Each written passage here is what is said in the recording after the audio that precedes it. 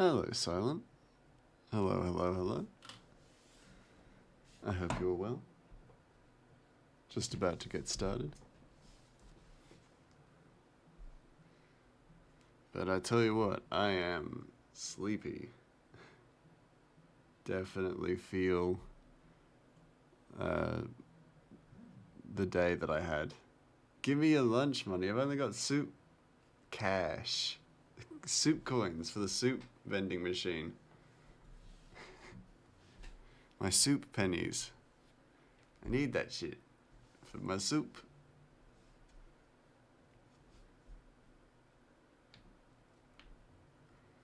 Think I got lunch money? Madness. Absolutely not.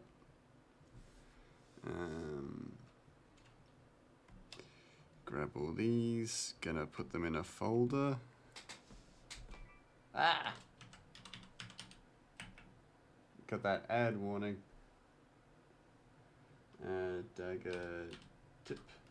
Weakling? I've been working all day. I'm tired. I want to sleep. What's the problem? Oh, it's probably because it's been separated. Well, in that case, I'm just gonna undo all that. Get rid of that folder altogether. Waste of time.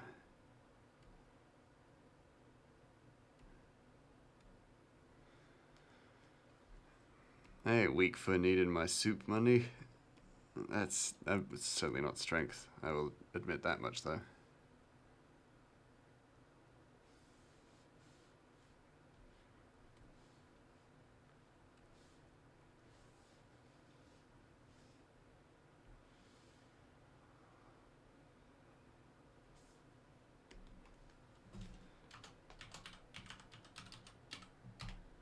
We're moving away from the super productive panels. Now we got more detailed panels, so these ones will take a little while, as expected, as predicted,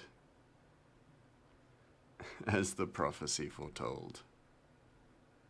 But that's also okay. Can just agonize over tiny details again, as things should be.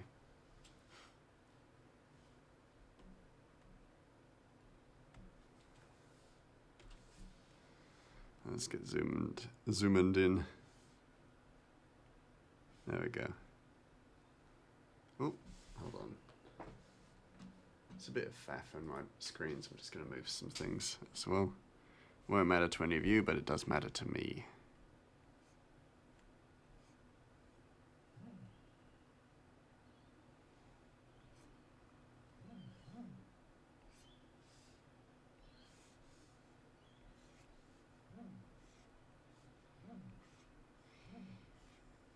There we go, and then, is that a good? I don't know, we'll see. We shall see. It's always hard to tell if it's going to be a good one or not. If it's a good line. Can never know for certain until it's all put together. Then you have to redo it because it wasn't.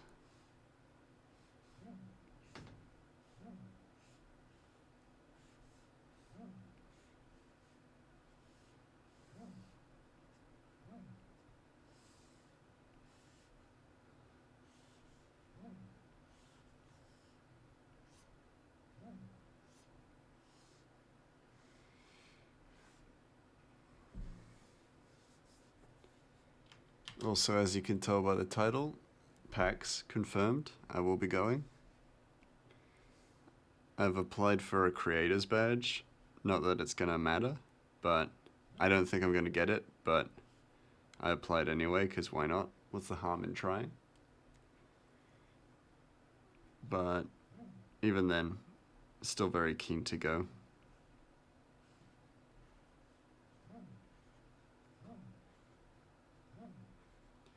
Just gotta book accommodation and stuff like that now, because I don't know Melbourne that well.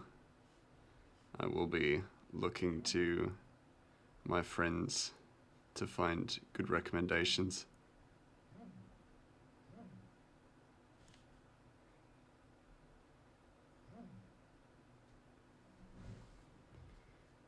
But yeah, I'm excited. Very excited. Gonna have some water. Give me a moment.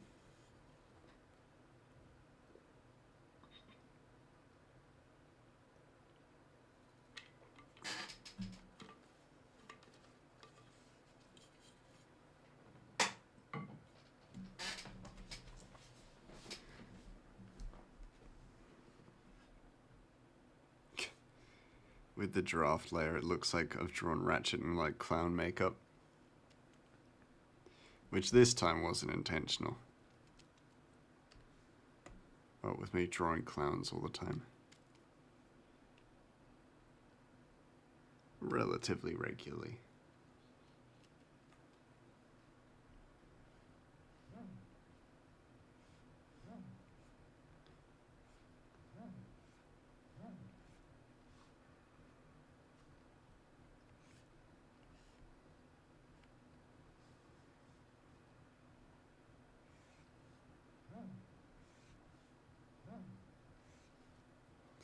How's that gonna look? With the goggles like that. I mean, the draft does skew things a bit. Like I said, it makes Ratchet look like he's a clown.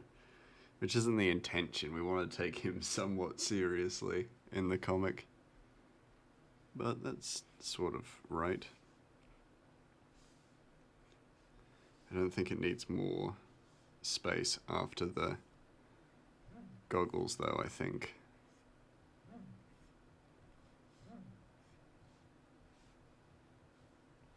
Not really.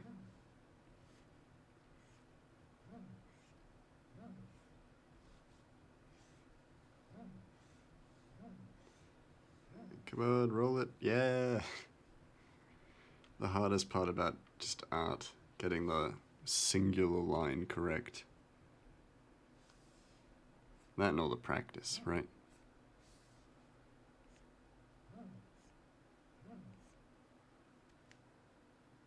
Do we need to take him seriously, though? I mean, not that seriously, that's for sure. There will be moments where we joke about Ratchet, and, you know, this comic is meant to be a little bit funny. So, we are gonna make fun of him. Hey, the Art Creative. Hey, Gresmus. Hey, Chet. How are you? How have you been?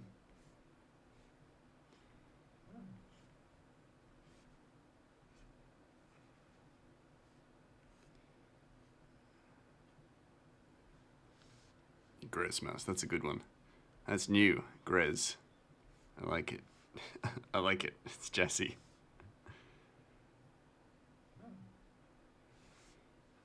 And then this bit. Ugh. Ouch, sorry. No, that's okay. I liked it. I actually appreciated it. It was new and unique. It was cool. I thought it was like a stylistic choice, and I was like, I'm not gonna harsh on that. That's cool. It's cool. Yeah, no, I'm cool. I'm cool with it. Does that look correct? It looks a bit off. Yeah, those goggles look a little off. That's fine.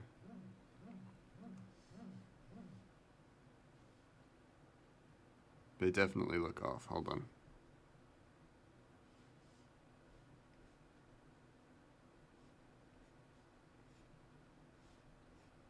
Such a weird thing, perspective. It's just like a little bit of it is incorrect, so then as a result, everything feels warped. Because realistically, I don't even need this line. Because Ratchet's head is head-shaped. And therefore kind of negates the need for an extra head bit. You know what I mean? Which I feel like most of you won't, because I don't even know what I mean.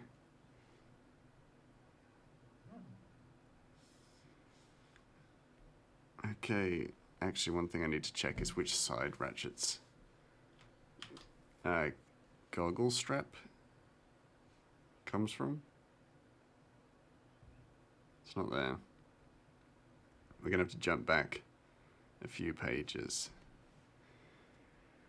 Just so that I can check something. Okay, so it's on his left side. So what I'm looking at is that.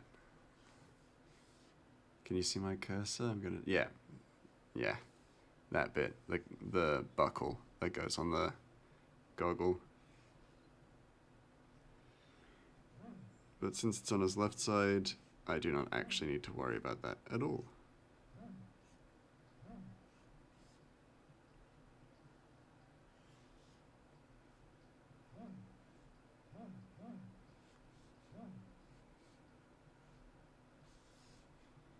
There we go.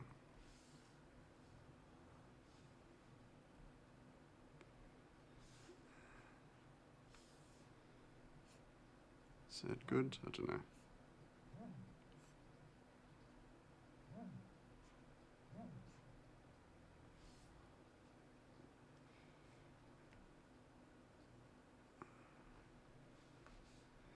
How's that gonna look? Looks a little off. I don't know. Something about it all seems just slightly off. According to my vision.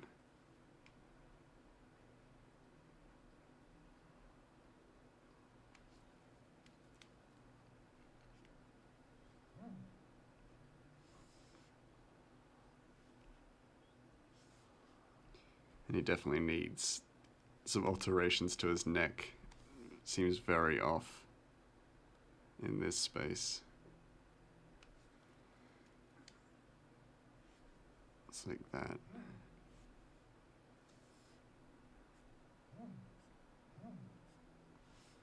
But God, ratchet proportions can be tough.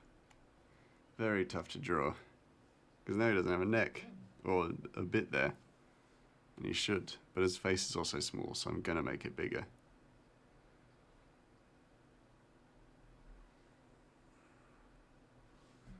It's all just a slow and very unforgiving process that is art. Too big. That's probably as big as I can make it.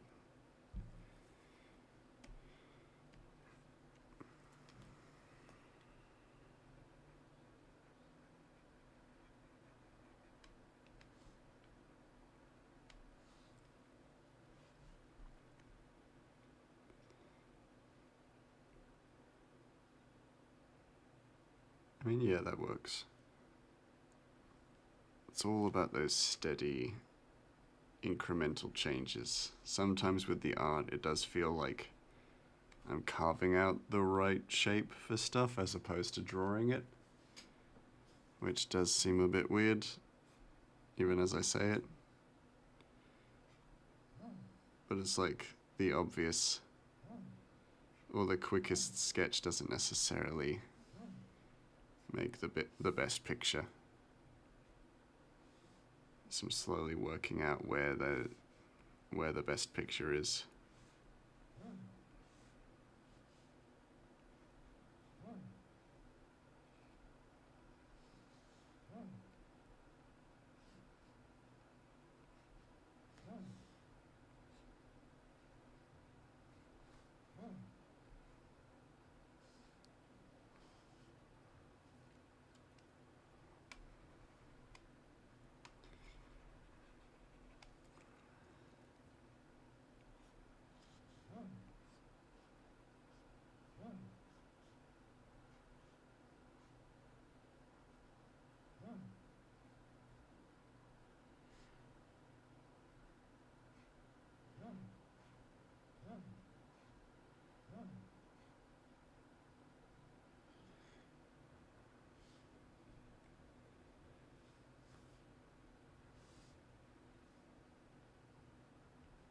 I'll have his hands kind of bunched up in a fist for this one.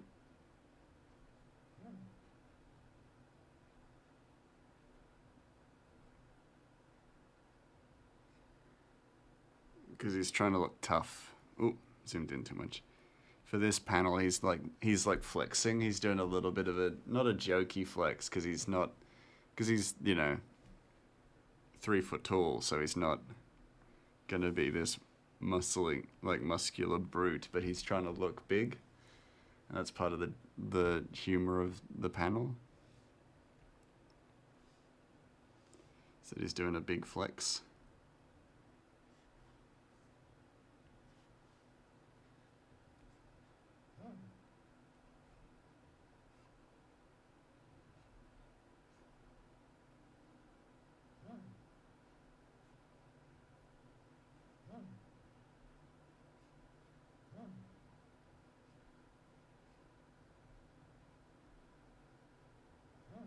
Something about that looks wrong.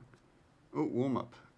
Goblin at a concert of his favorite human band. This is so little and have problems with seeing clear at the podium. If it's not too much, just make it simpler. Drawing composition. Yeah, I can do that. Let's jump to the warm up page. Get rid of this Pikachu. That was yesterday's drawing. Okay. So, gonna build the perspective just a little bit. We got these people enjoying, people enjoying a good concert. What would be Goblin Core, I think? You know? What do you guys think is like the kind of music that a goblin would listen to?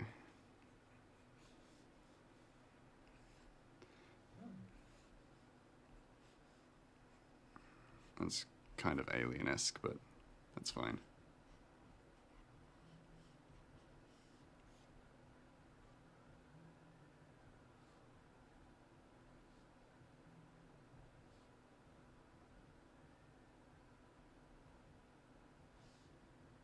Goblin Core, bit similar to that bit similar than Mouse Core. Mouse Core, maybe.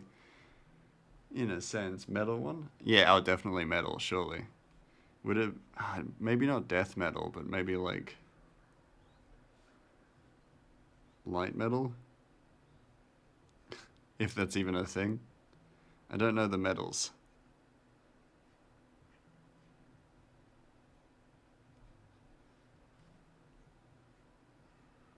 That's probably too small of a head.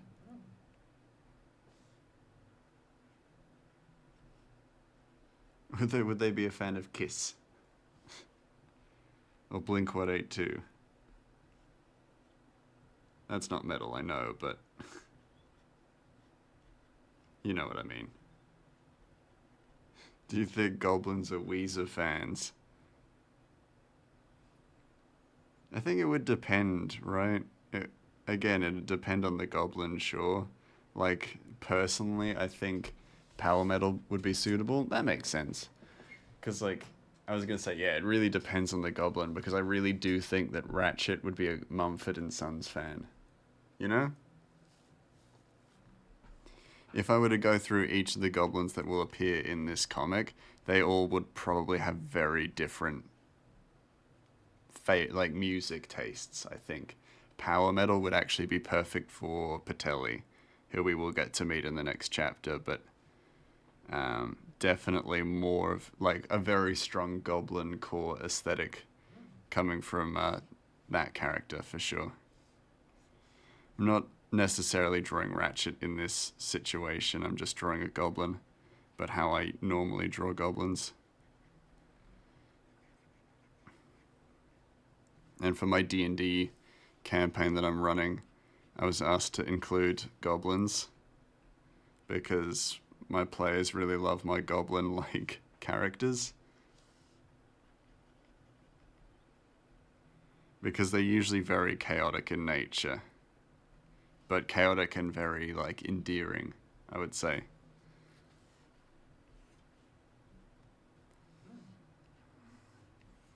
I think going to a concert as a goblin, if there aren't, like, goblin amenities and things to make things more accommodations for goblins, that would suck. Hey, Orpa! Hello. My brain sometimes doesn't see the names, so I just see the red and I'm like, oh, cool. 'Tis person that I know well. How you doing, Orpa? Sorry, I had to mute for a second. All good, all good. That's fair enough, I don't blame you. Did you enjoy the Arnie stream last night, Orpa? I did.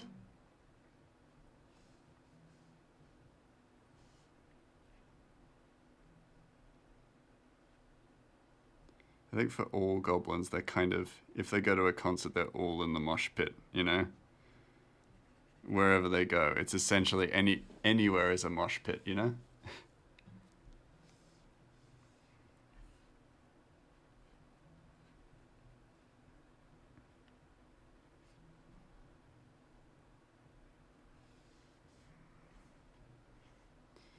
And then normally for something like this, if I had big crowd scenes, which I will be doing a lot more in the comic, you'd put, like, you'd have this ever-growing gradient, like gradient of darkness, around the crowded character, just so that you actually get that sense that it almost looks like a pit that they're in. Yeah, yeah.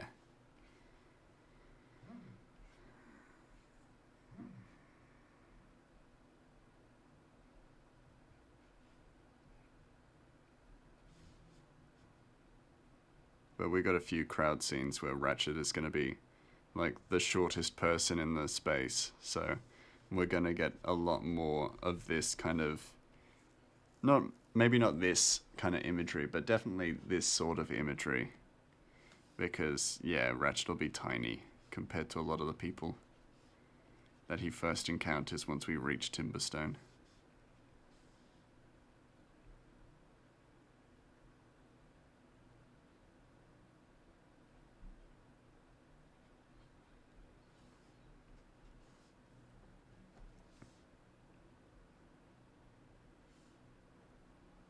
Just going to try and make an active effort to be a little bit quicker with the warm-up drawings, because I know I get into that agonizing like detail stuff, which I do with the comic, and it's totally fine for me to do it with the comic, because that's kind of the point, that it's highly detailed and, you know, comprehensive and all that jazz. With the warm-ups and stuff, probably not as ideal, but I'll still do the quick rushed kind of sketchy sketch lines.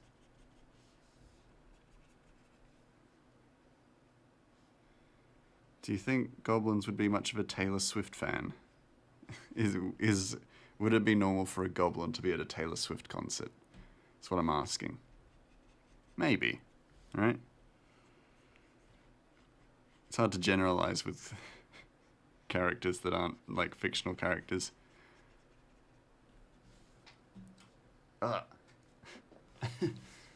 My ears! You can't hear it, but I could. It's my own voice being replayed back to me, but loud in my ears. Thank you so much for resubscribing, Smiley. So good to see you. 3-month anniversary. Whoa! Happy anniversary, Smiley. So lovely to have you here. Have you here with us. Let me just see if I can get it correct. Can we here mix it up? Glenn! Hello! How are you, Glenn? Good morning. I think. Yes, it's morning. Yeah! It's fine, we can't hear mix it up, but that's okay. I can just be startled by the noises, the audio. Yeah, how you both doing? How you doing, Smiley? How you doing, Glenn? I hope you are both well. And if you are going to PAX, amazing. I don't think either of you live in Australia, but you never know.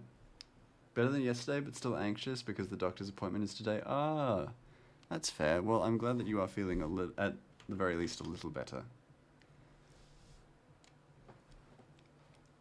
And I hope that the doctor's appointment goes well. I'm going to have a quick water break as we move back to the comic. So the redeem was for a goblin at a music festival, watching their favorite human band. But I decided to go with the whole goblin in a mosh pit kind of situation. And work early today, going to buy some new pants. Hey, nice. That's always fun. You're gonna are these like general pants? Or are you gonna go buy yourself some like fun, cool pants? Because I kind of do that every so often. I'll buy a new set of pants that's like kind of more colorful or unique.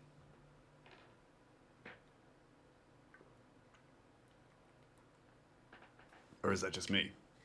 Am I the am I just weird in the way that I do that?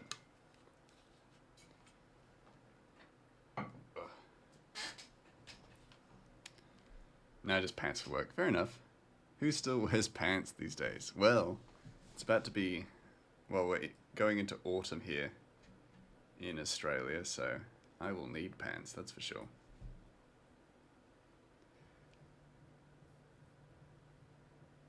Give me my drawing. There it is. That actually looks really cool far away. It's kind of artsy. I like it. I mean, I'm wearing shorts right now as well, to be fair. So... That was a little ahead of my own, like, timed redeem. It doesn't matter. That's all good. I don't need this anymore. I know which side the buckle is on. We jump back to the actual page. Where Ratchet is puffing out his chest, being all tough. Tough for the non-existent audience. Or maybe existent audience. Because there may actually be someone watching him. And he may actually know that they are, too. You actually do wear pants? Yeah, fair enough. I mean, no judgment here. We're very inclusive here. So totally chill if you're not a pants, one of them pants wearers. We're all equal in the soup, as it were.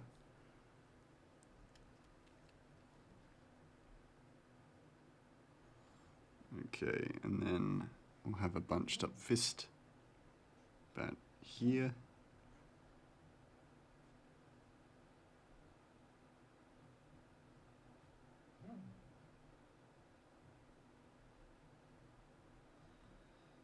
Is that how a bunched up fist looks? Yes, but am I okay with that? Maybe not. Just having weird feelings about it. I mean, it's not that bad, really. It's all about the kilts these days. That's true. That's true. I love a good kilt. Oh, by the way, when will you continue Road 96? We will be back on Thursday this week, so keen for that. Yeah, back to the normal Thursday. Currently, the Thursday Road 96 streams, which I'm down for. Very keen for. I really enjoyed it last time we played. I think I ended up not playing because I was just stressed out or something. For whatever reason, you know, current state of the world. Take your pick, you know. That looks a bit weird. That's a weird looking arm. I feel like I could just do that, and that will do. We'll see. Okay, off to the gardens. Ooh, have fun. Have fun in the gardens.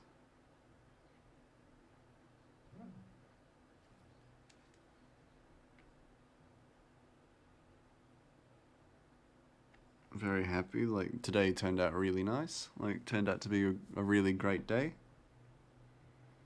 Got 300 reads on the comic, which is huge. That's such a big thing. And then, even better than that, suited stickers arrived, which is super cool. I've stuck them on my iPad, so I can take them with me wherever I go.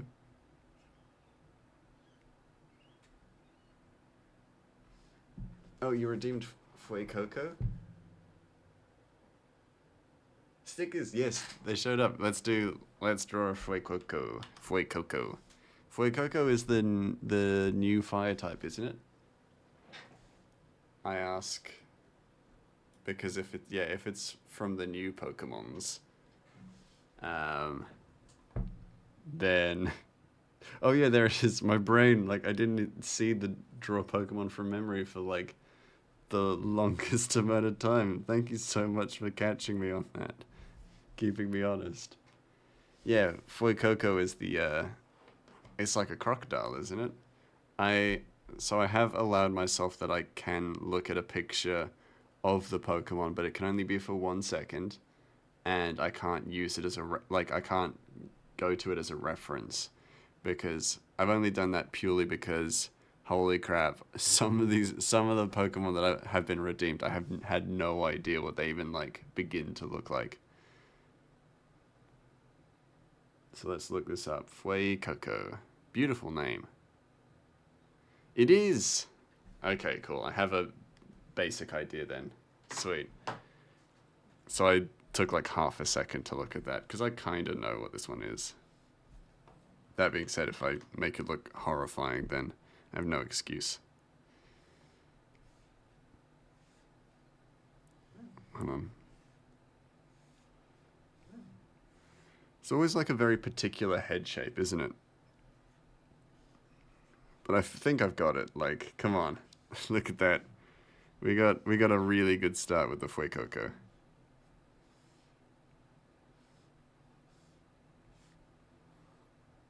Yeah, they got that cool little hair.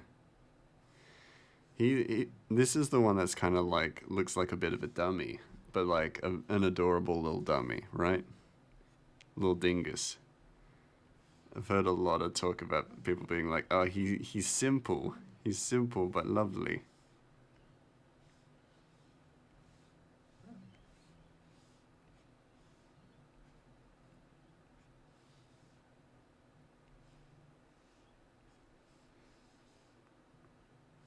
Oh, but he's probably smiling too. He's a happy little bean.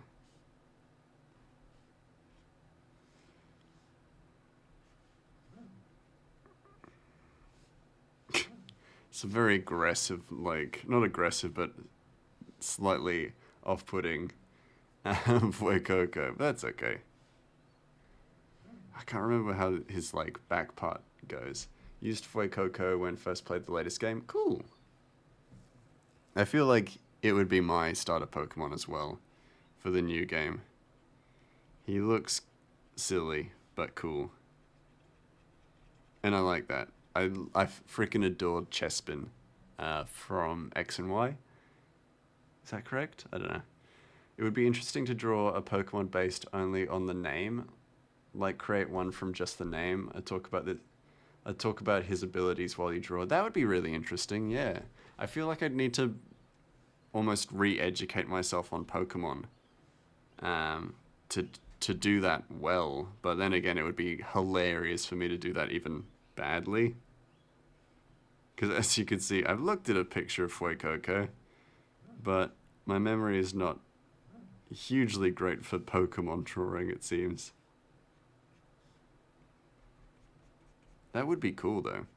It'd be like that Drawfee, when they used to do that thing at Drawfee where they drew, like, Dark Souls bosses based on the name and description, which I thought was really cool. And the only reason I didn't do that is because I know the Dark Souls bosses. Maybe we extend this out from Pokemon to actually like game characters. I love the idea, like I still love the Pokemon though, so I might keep the Pokemon in, but then we add another one which is game characters. That might be cool. Game characters I've never heard of, and then you all get to like describe them to me as I draw. And then I find out what they look like, and I'm just like, oh god, Samus Aran looks nothing like what I thought is. Oh god, this is horrible. This is horrifying. A little bit horrifying. Yeah, I'd be down to do that. I love the little like the quick sketch stuff. It's always a bit of fun. Okay, so he's not. Sorry, he's not hunched horrifically. I think you forgot what the bottom looks like. Yeah, no, I absolutely did. I defo did. I'll admit I've cheated a little bit. I went back to the reference quickly. Again, it's like a total of... It's still not good. It's still not good. But just quickly. Ah, quick. Look at him. Ah. Oh god, he's horrifying. My boy, what have I done to this beautiful boy? It was the artist's choice. Yeah, it's an artistic choice. What I've done to Fue Coco. Oh my god, Fue Coco, what have I done to you? My sweet baby boy. Oh, how I've butchered him. It's fine. It's fine. He won't mind. He won't even remember. Me. What have you done to me?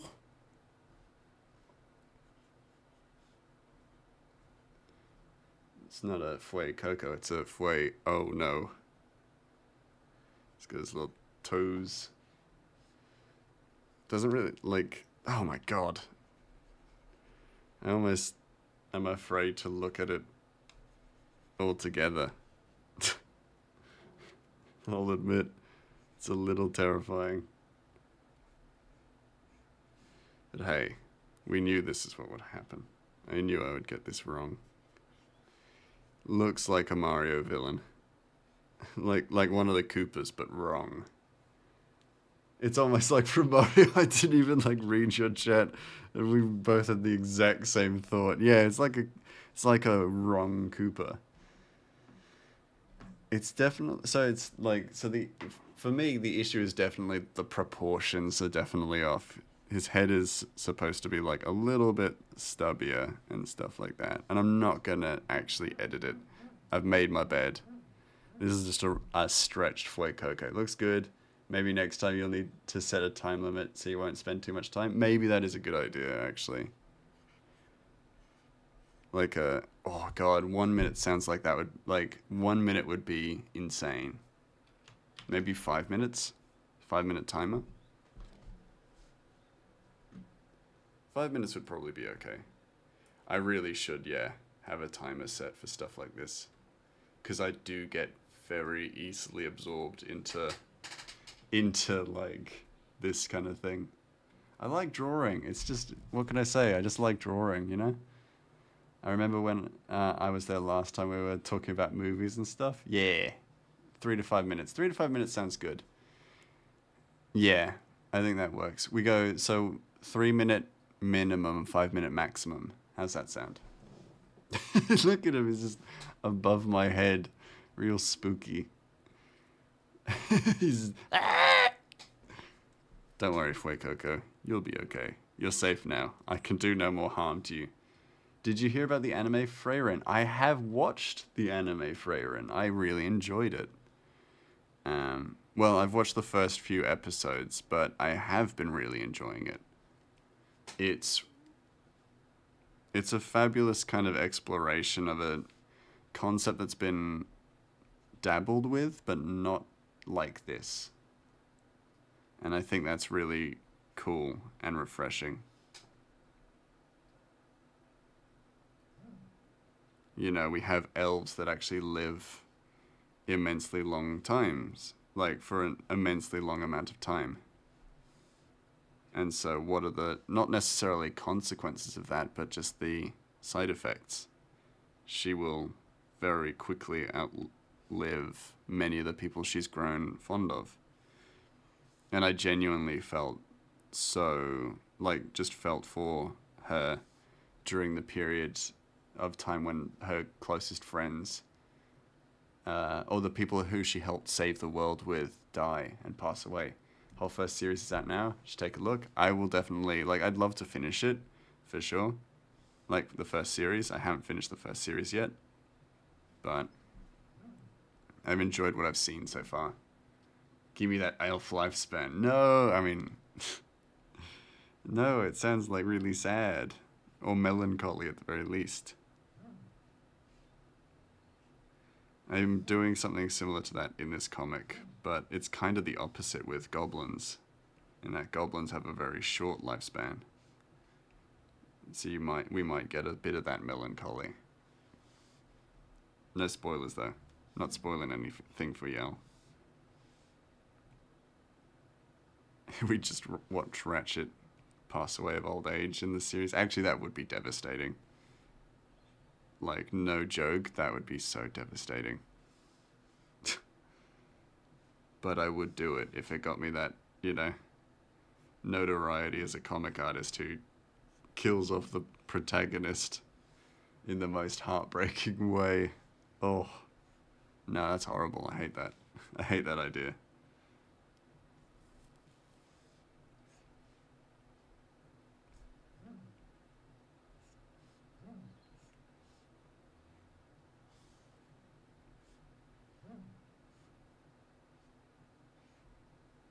Is that good? Eh, it's not as curved as it could be. Because Ratchet's daggers are slightly curved, like handle-wise. Just that little emote, the eyebrows. Fantastic.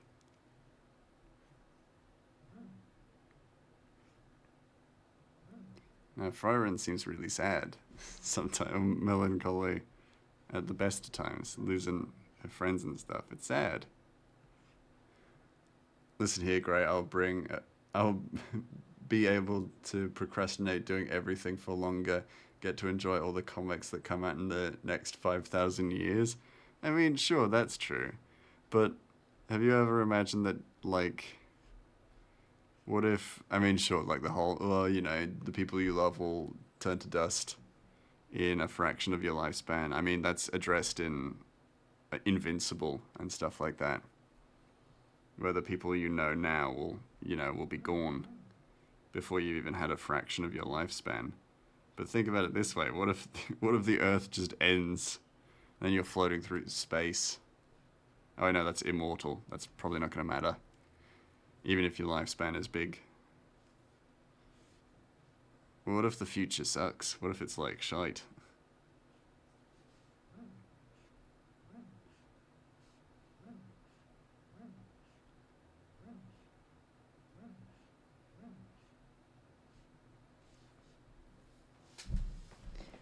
No, I'm not gonna lie, that elf lifespan does sound pretty cool.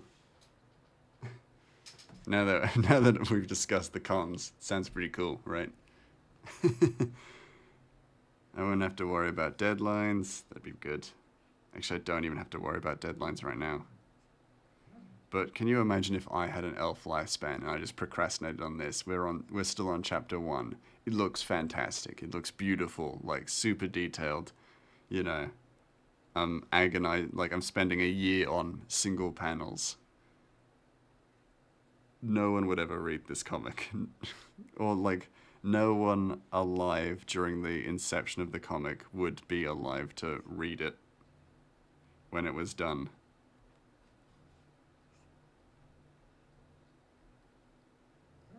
That'd be such a strange world. It'd be like those, like, you know, those sci-fi stories where space expeditions exist and have like launched off into space, and the people who are alive to see the space shuttle launched will be long dead before it lands. Like that stuff freaks me out, but in like the cool way, in like the intrigue way. Also, Apothecary Diaries was really good. Like huge connected story with detective elements in China society in the Years of Kings. That's interesting. I'll add that to my list. That sounds really fascinating. Because I definitely haven't seen that.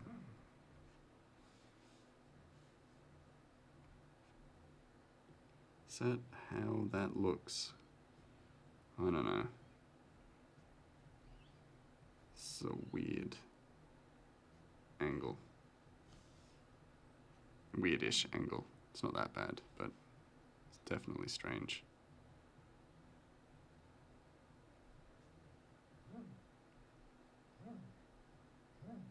Still a bit squiggly. There we go.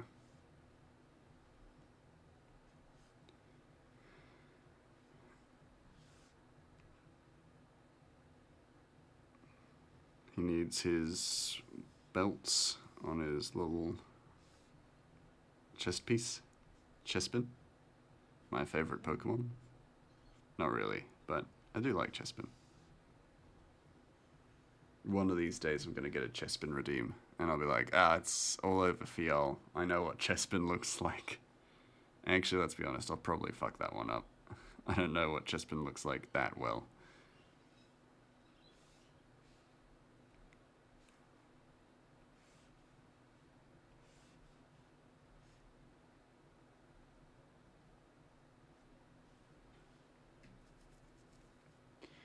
Hey, remember in some cases with elf abilities, you give someone some of your blood and they live for 500 years? That's pretty cool. That is true. But would it be like that, kind of like that celebrity kind of status where people who, like humans who wanted to live for many, many years would be like, oh, you're an elf. If I get in good with you, boom. You know, if I can trick you into... I mean, actually, let's be honest. You would assume that most elves were smarter than humans in some capacity just because they've lived longer. And their society is ancient. So they're probably not going to get tricked or catfished into giving up their blood, right? How long would a lifespan be? Lifespan of your goblin characters or goblin-like? So in this comic, goblin lifespans are 25 years. So it's based on the D&D original lifespan for goblins. So, yeah. It's like a really stark kind of thing, but I really like the idea that goblins are people who live for a very short amount of time.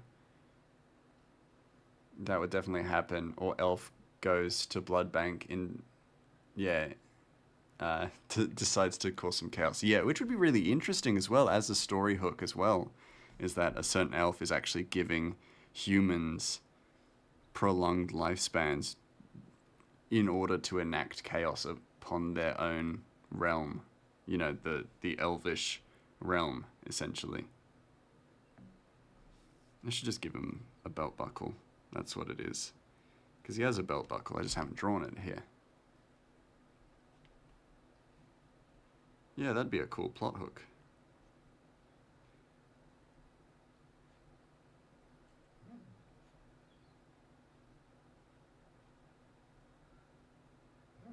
But yeah, to answer your question, yeah, goblins only live for 25 years.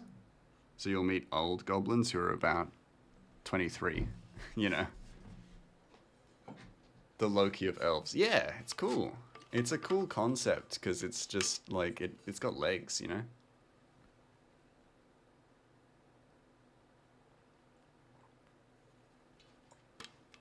In my comic, so elves don't have that blood kind of thing. So elves can't like prolong lifespans by gifting their blood to people. However, one thing I thought would be an interesting thing to explore, especially, well, because we don't really explore the world of elves in this comic. We explore the world and lives of goblins more so.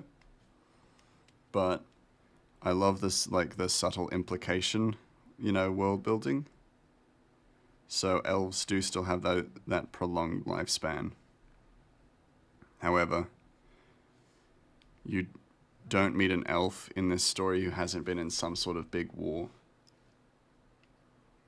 So all elves have been involved in a war of some form because they have lived for long enough that they are almost always conscripted into an ancient war at some point in time. And so as a result, you rarely meet an elf who isn't a little sullen or world weary because of that. Good, that was long enough. The information about a lifespan can be very different. In some cases, the goblins live only for days. Yeah, I definitely wasn't going to do that. That's a bit mad. Like the mayfly effect. I think as a story kind of hook, having that kind of short lifespan aspect is really interesting. And of course, deeply melancholy. Our protagonist is a goblin who is 7 at the time, but that is, 1 year off maturity for goblins. And so part of that exploration is that knowing that in a human's lifespan, Ratchet will be here and gone. And it's something that goblins have accepted, but humans, in a human culture, that is horrifying. It's like a terminal disease to humans, or even elves, especially elves. So living for 25 years, it's like, oh, well, you're basically dying as a child. But the goblin acceptance of that is different, in a sense. In that, as a result, many goblins don't fear the prospect of death, but they welcome changes that will enact positive change quickly as well. But I was a little bit confused when I was playing the Dwarf Fortress. The goblins there had hundreds of years, but I think it was just some game balance. Okay, yeah, that's fair. I mean, I'm not against the idea of goblins having a normal lifespan, but I love the story implications of them having a shortened lifespan. Elf, yes, I fought in the Red Ore War, random historian. That was 3,000 years ago. Exactly, yeah. Every elf has fought in some form of a war, and it'll be an ancient war, essentially. We passed... in Chapter 2, we met a character called Bree, who is an elf, and he's scarred from a war long past, and we don't get a chance to find out what war that was. But you can assume because of the healing on the scars, it was a very long time ago. But I also like that, if you're an ancient creature, then you will have seen the worst the world has to offer, and also the good, like the best the world has had to offer. But you'll get those strong spectrums of that. And I love it. I love that idea, It's just cool to me. Where's my line drawing? Straight line. And it's where we're kind of introduced to some story aspects in this, where basically Kaitiaki is the homeland of the goblins, but it's been under human occupation for about 40 years. So that's Ratchet's grandparents, and 2 generations have passed since the Resonant Empire has occupied Kaitiaki. So for the goblins, they've kind of long past that sense of having their home, but it's still fresh as well. That's 120-year-old elf. Yes, I fought in the Trying to Think Rainbow Scone War. Yes, the Rainbow Scone War. Yeah, if you find a really young elf, they're not scarred. They're really pretty and pristine, and they're usually diplomats and things like that. But yeah, no wars, so they're considered juvenile in their culture. And they're not necessarily a warring culture, but they are a war-ready culture. That's what I believed. And what I thought would be interesting and fascinating to imply, but not necessarily explore. Just because we won't have time in this comic. The comic's not necessarily about world building, it's about a lot of soft world building, with a few harder world building elements to it, but not hugely big. This series doesn't leave Kaitiaki, so it's a big focus on goblins, and then by extension their relationship with the giants in the cloud top. And I like that. There was that huge disparity where goblins are 4 foot tall at most, and then giants are 40 feet tall at their shortest. Just love that idea. Just seemed fun. This very stark contrast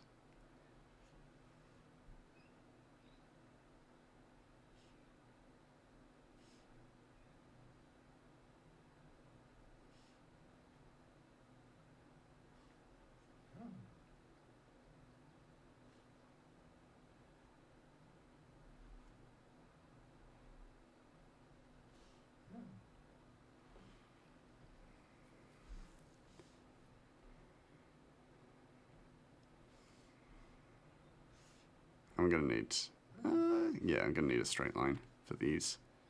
It is just for the best. Straight line it. Hell yeah. I've gotten much better at like vector geometry after having done a little bit of the tarot cards, which I've been loving doing, by the way. They're so much fun. But that's all vector art, so it's a lot more of that, you know, hard line stuff.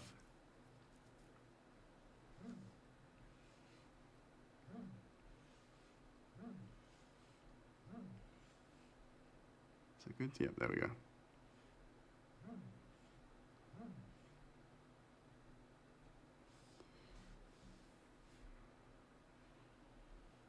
I also love these like stone designs, the ones with the holes in them. Like just perfectly, beautifully carved holes. Ooh, cosplay. I'm suited. Yeah! I'm my favorite streamer, suited. It's been a while since I've got this one. Hell yeah! What are the chances that I would get a sticker order from Suited today, and then I also randomly got the Suited hat? Yes! Oh yes. It's all coming up Suited.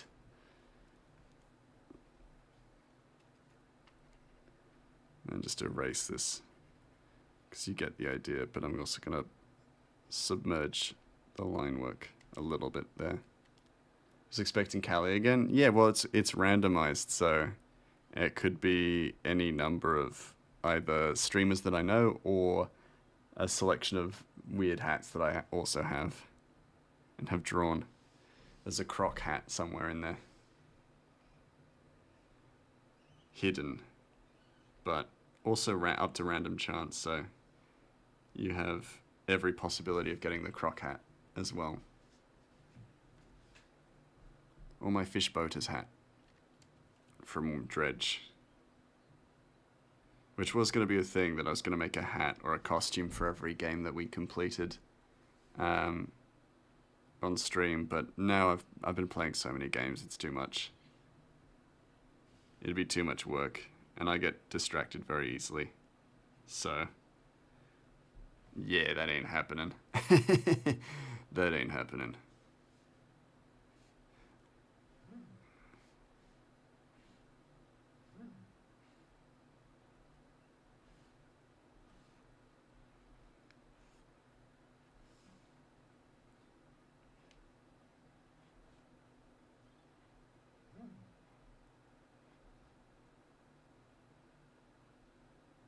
This, yeah.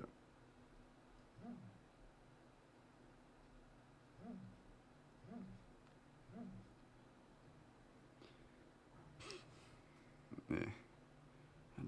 And actually, do I have... I think I might have Ratchet's flight helmet in my selection of hats. I can't remember. It's been a while since I actually looked at any of them. But it's possible.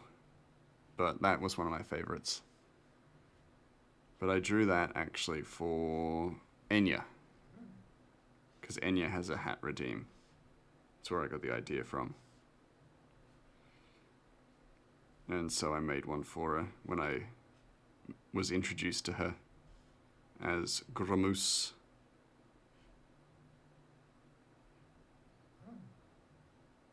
Set me on a good path. Good streamer relationship with them. Alright, Grandmas, for the past week, you've been jogging with some nuns? Oh, that's cool. That's very interesting. Tell me about that. I'm really curious about that. You have no idea who Enya is? Enya Fairy is another streamer. She is very, very popular and fantastic at the whole streaming thing. She's also a fantastic PNG tuber. Her model and integrations are fascinating. I'm trying my best to learn from her, but she's done so much stuff that is really interesting and very funny as well. So, very good. I'm pretty sure depending on if Suited is live tonight, I kind of want to raid Suited tonight. Just as, just to thank her for the stickers. But I know Enya is also live, so if Suited isn't live, we can always raid Enya.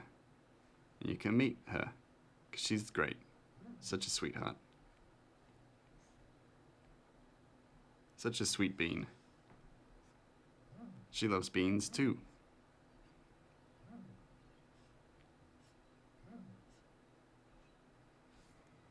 Which is all you want in a streamer, really. You can ask any streamer if they like beans, and if they say no, they're not a good streamer. It's just science. Is that everything? Is that actually all the line work? Damn. Because we got some big stuff to draw in these next few panels. So Ratchet, ad coming up, just as a warning. So Ratchet stumbles upon an old fort, and he'll just be passing through it. I wanted to give the land a bit of set dressing, so we get to pass through a fort. But it's very detailed, as you can see. And there will be some subtle storytelling, especially with these things, the curse wards and luck charms and things like that, which we saw on the guard that came into the Doghouse Inn. So we get this idea that the authorities of the resonance are trying to dampen some sort of innate magic, which I may have talked about at some point, but yeah, there is an innate magic within Kaitiaki. Well, see, I usually wake up at 3 p.m. if you sleep, and you started going for jogs when you wake up. That's nice, that's good. Turns out when I wake up is when the church is closed for the day. That's when the nuns do their jogging, and one day our routes connected. That's really cool. I really like that. Like, there's something just really nice about that. That's super cool. It's just like, it's one of those like small world effects, but also like, oh, I'm going for a jog, and it's the same, like I cross paths with the nuns who are going for a jog, and it's something just very lovely about that.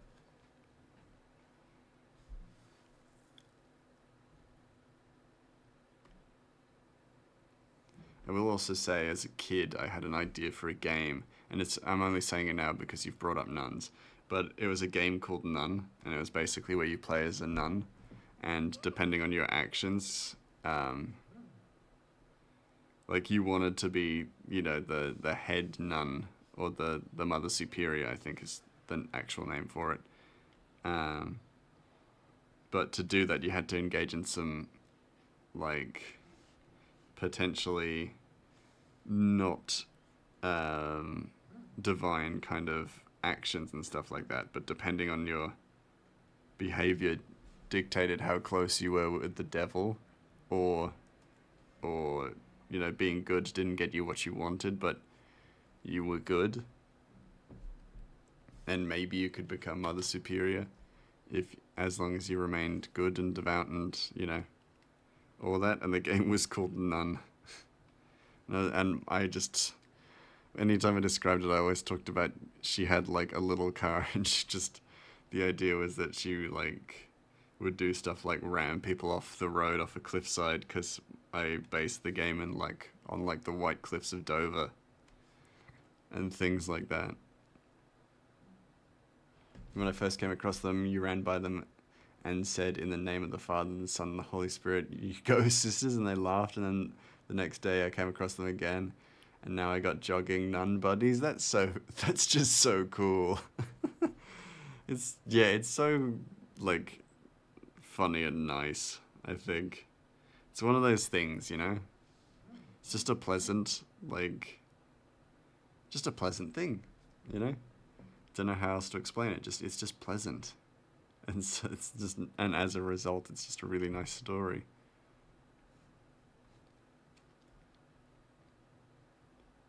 It's but it's also like, because like nuns are usually very, very nice. I've met some mean nuns in my lifetime, but like most nuns are very lovely and just sweethearts. But it is that kind of nature that like really nice people are always going to be very good at taking jokes. So you make jokes about religion and stuff like that, and nuns will probably laugh. Most of them. And that just makes it funnier. The hell is that? Oh, never mind. I know what that is. My brain now trying to comprehend the line work. As if I didn't just draw it.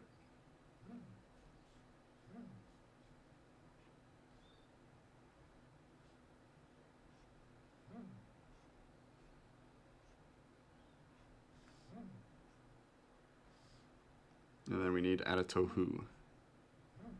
Adatohu! Up here, Adatohu.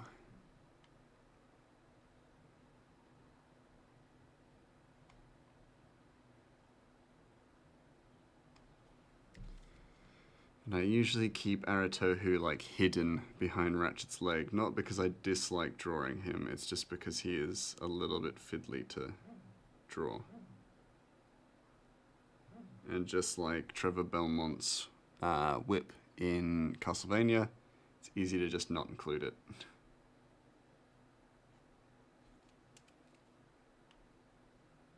Or hide it.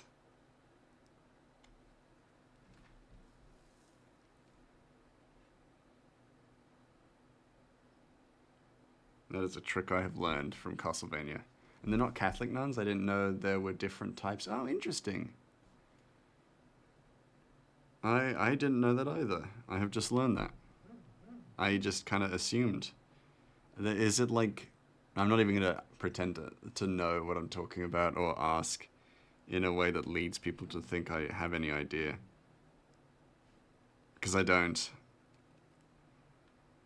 Is it a... No, I'm not even going to... Like, archdiocese thing? I don't know. So, I don't know. I don't know. Straight up don't know. I shouldn't ask a question that I don't actually know how to ask.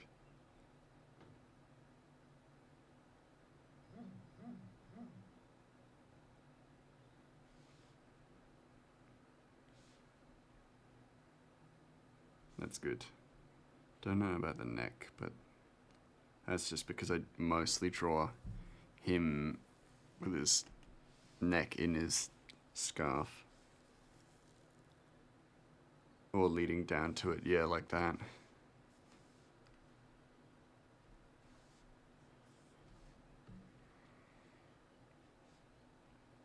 So I should probably do the same here.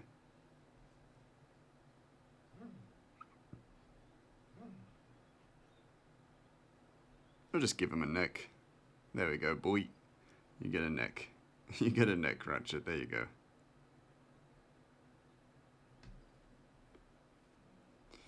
And is there anything more that I need to add before going to color?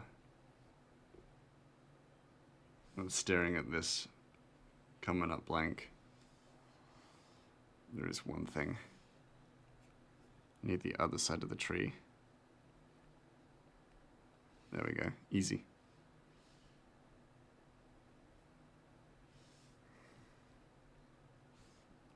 Okay, let's get coloring. Coloring in. Hell yeah.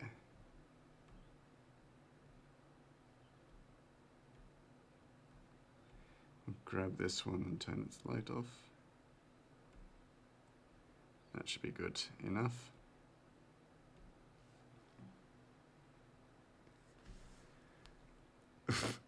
Racket has developed neck -1 lifespan.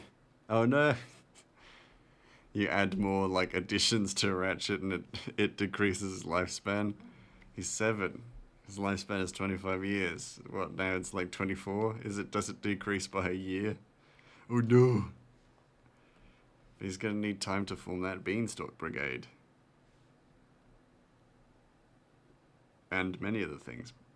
It's not like Lord of the Rings where it takes like 50 years for, you know, Frodo to leave the Shire or whatever. Because there are like long periods, in the book there are like long periods of time that pass before anyone does stuff. Which I do find very like hilarious, and thank goodness that Peter Jackson, you know, really trimmed that down. really upped, like increased or fixed the pacing. Because that would be a nightmare to watch, like, in a film.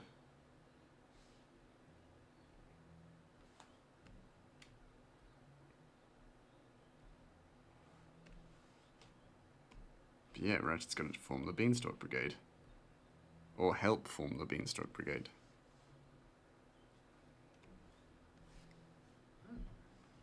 You'll find out. I'm not spoiling anything. I ain't spoiling anything. I ain't spoiling shit.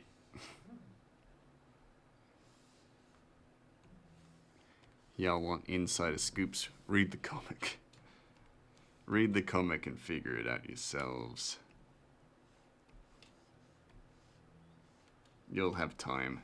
You'll have like 5 or 6 months between each chapter, so you'll have plenty of time to form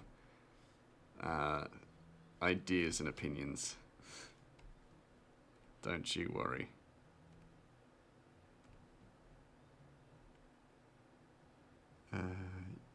Yep.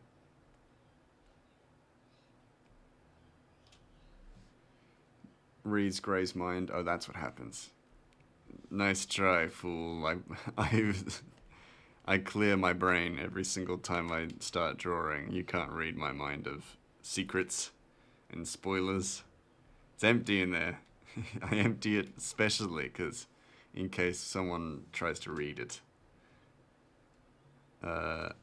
Rock. Sir. Thanks for the stream, Grey Mouse, and chat. I'll try it come be next time. All good. Thank you so much for popping by. It's lovely to catch up with you. Have a lovely rest of your day. And I will see you when I see you next. Bye. How many of these did I get correct? Most of them. Yippee.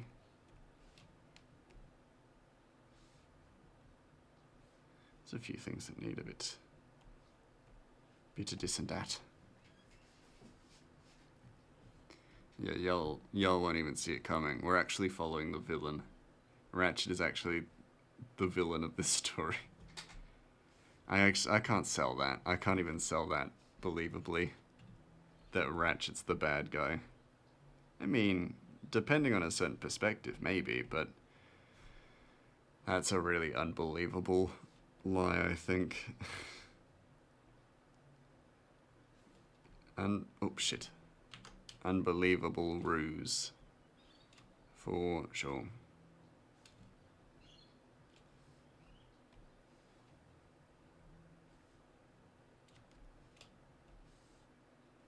Yeah, no one's gonna believe this guy's the villain. He's too small and sweet. And round. Suited! Hello! How you doing? Thank you so much for the stickers. I was gonna raid you if you were live. Thank you so much. I wanted a big thank you for the stickers. They're beautiful. And really good quality too. I'm very taken aback, very impressed by good sticker quality.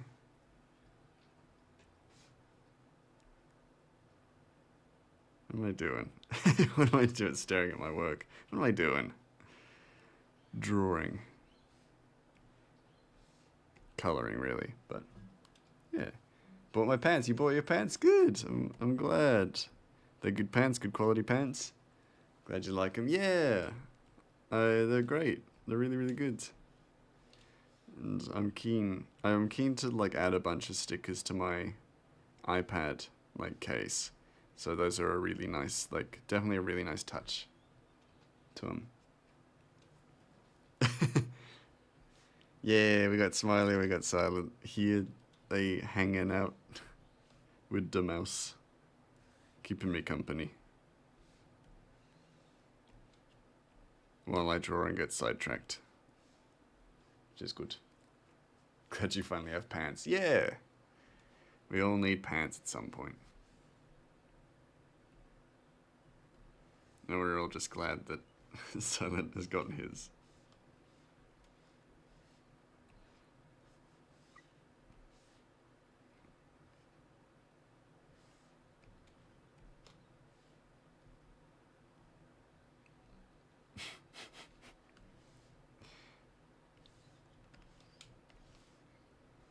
We're now all just celebrating Silence Pans, which I love.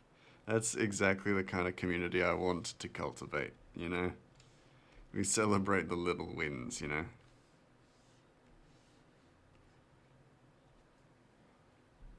Oh wait, Suited, get the soup. Oh yeah, true, Suited.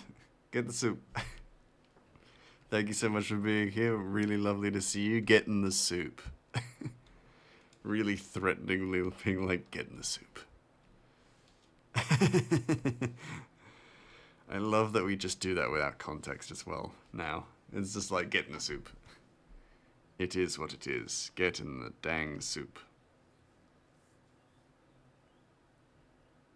What kind of soup we talking? Well, I usually say it's like an alphabet soup or a pumpkin soup. But it is open to interpretation as well. That's the great thing about this soup.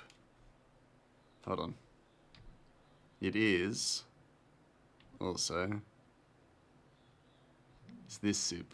Hold on, I'll show you.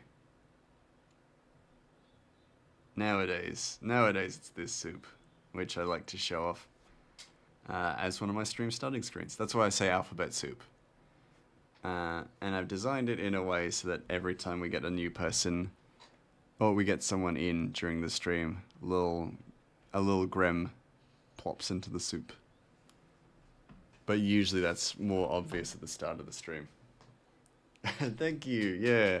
It was like a running joke that we had where basically anytime we got a new person popping in, they got dropped in the soup, and we would say, get in the soup, and it's just formed a life of its own.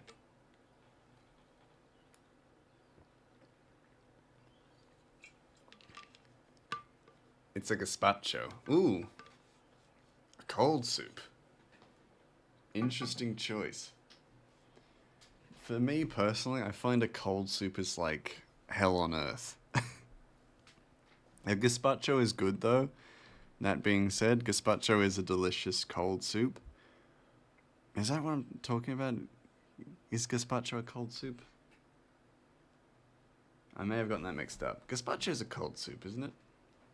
Which ones are the cold soups? It is. Okay, good. I was about to look it up because I was very unsure. Yeah. I don't know. To me personally, I find the idea of cold soup horrifying. You like cheese leek and beef mint soup? Ooh, that is a nice soup. It's one of them hearty soups. It's the kind of soup you can have in winter, and then you don't feel the cold, right? Good soup. Good soup.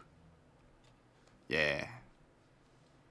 I don't want to sound like a broken record, but I am quite partial to a mushroom soup. Like a creamy mustard soup.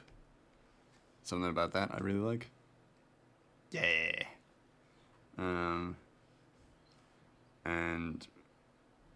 But then personally, like, I love any kind of hearty dishes, so I adore a beef stroganoff. It's one of my favorite meals ever. Something that's got like body, you know, to it. I find them delicious. And I am a big fan of mushrooms and stuff, like in cooking, so a beef stroganoff with mushrooms is just heaven to me. Cream mushroom soup is good. Yeah. One of my favorites, for sure. But I'm also a very simple mouse to please, you know? Anything with like a good level of salt in the soup is good. But also I do need that like thickness in the body, you know, of the soup. I want something, if I dunked bread into it, the bread would not be okay, you know? That's a dish you still want to try. You got a good recipe for it. Cream of mushroom soup or beef stroganoff, because beef stroganoff, yes. And it will be appearing in the cookbook. One day. When I get around to actually doing it. I keep getting distracted by other projects. So I need to take some time and actually do the cookbook. I've never had a good beef stroganoff. Well, you haven't had my beef stroganoff, so I will try and make that... I'll try and make that cookbook soon then. My zombie slayer, how you doing? It's so lovely to see you. The godly divine heavenly art lord of all lords, he whom has existed before existence, it very fucking self. How art thou beeth? I've been good. I've beeth goodeth. How are you? How you doing? Cookbook. Yes, I'm making a cookbook based on the comic world. It is called. It is going to be called The Tastes of Regale. And that previous stream starting screen contains some of the recipes that I am currently working on. Wonderful news. Yes, I've had a really good day. Like today. Today's been uniquely good. We got stickers from Suited, which was a big plus, like a big win. And then also, I've forgotten the other really good things because that's like the big highlight for sure. But then I also had a good day at work, and also the PAX badges have come out. So I've applied for a creator badge with PAX. I probably won't get it, but I thought it was worth trying at the very least. So I'm keen for it anyway. Oh, hey, Zom does what I do in Suited Chat. Yeah. Yeah, we all gotta have one of them. One of them loyal fans. Loyal viewers, for sure. They're great. I'm well also. I got some mail. I got the Attack on Titan swords as part of the Scouts uniform. That's awesome. That's so cool. Sounds like you had a good day too. You had a good mail day. I love it.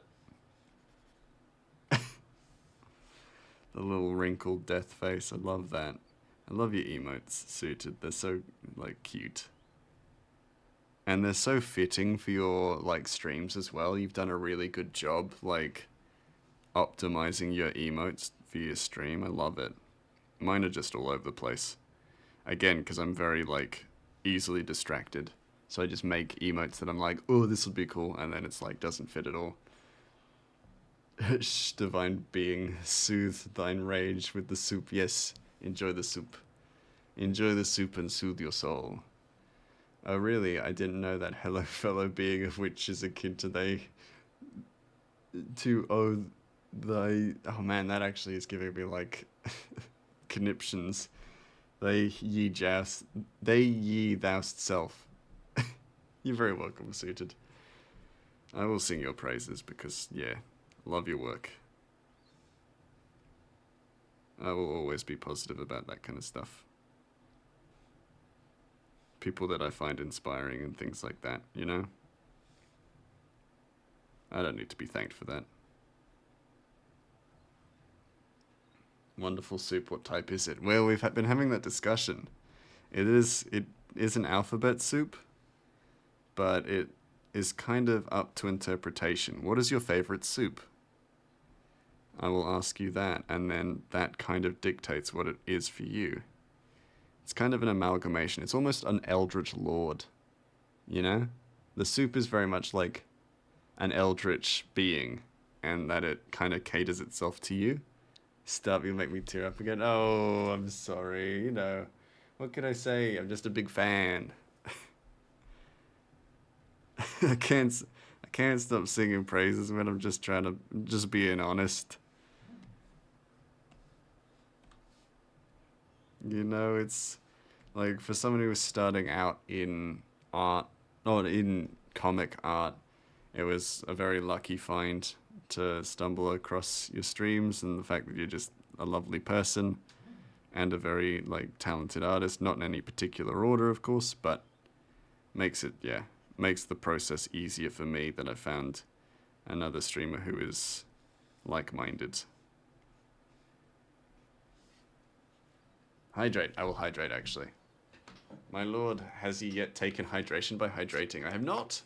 If not, then yes, shall pass into the afterlife from dehydration, so my lord prevents such an event from hydrating with the hydrate reward. Oh, okay, thank you.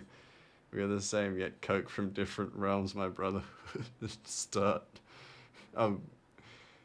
Yet coke from different realms. Inspiring to you even know so much about mushrooms. I love mushrooms, so I'm always happy to pass on that information. If you ever have any questions or You're also happy to help, yes. And I very much appreciate that, because I feel like I always have questions, and you've always been very, I don't want to say you've been patient with me, but you've always been readily there to answer them, and I've really appreciated that. It's made the process so much easier.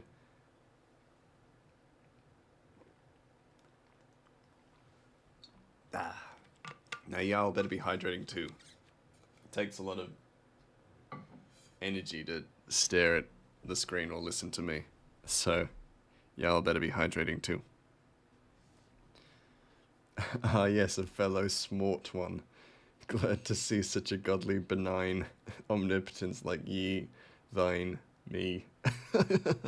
I do love those messages, because it almost takes a little bit of time for me to, like, code break them, in a sense, just so that I can pronounce stuff properly.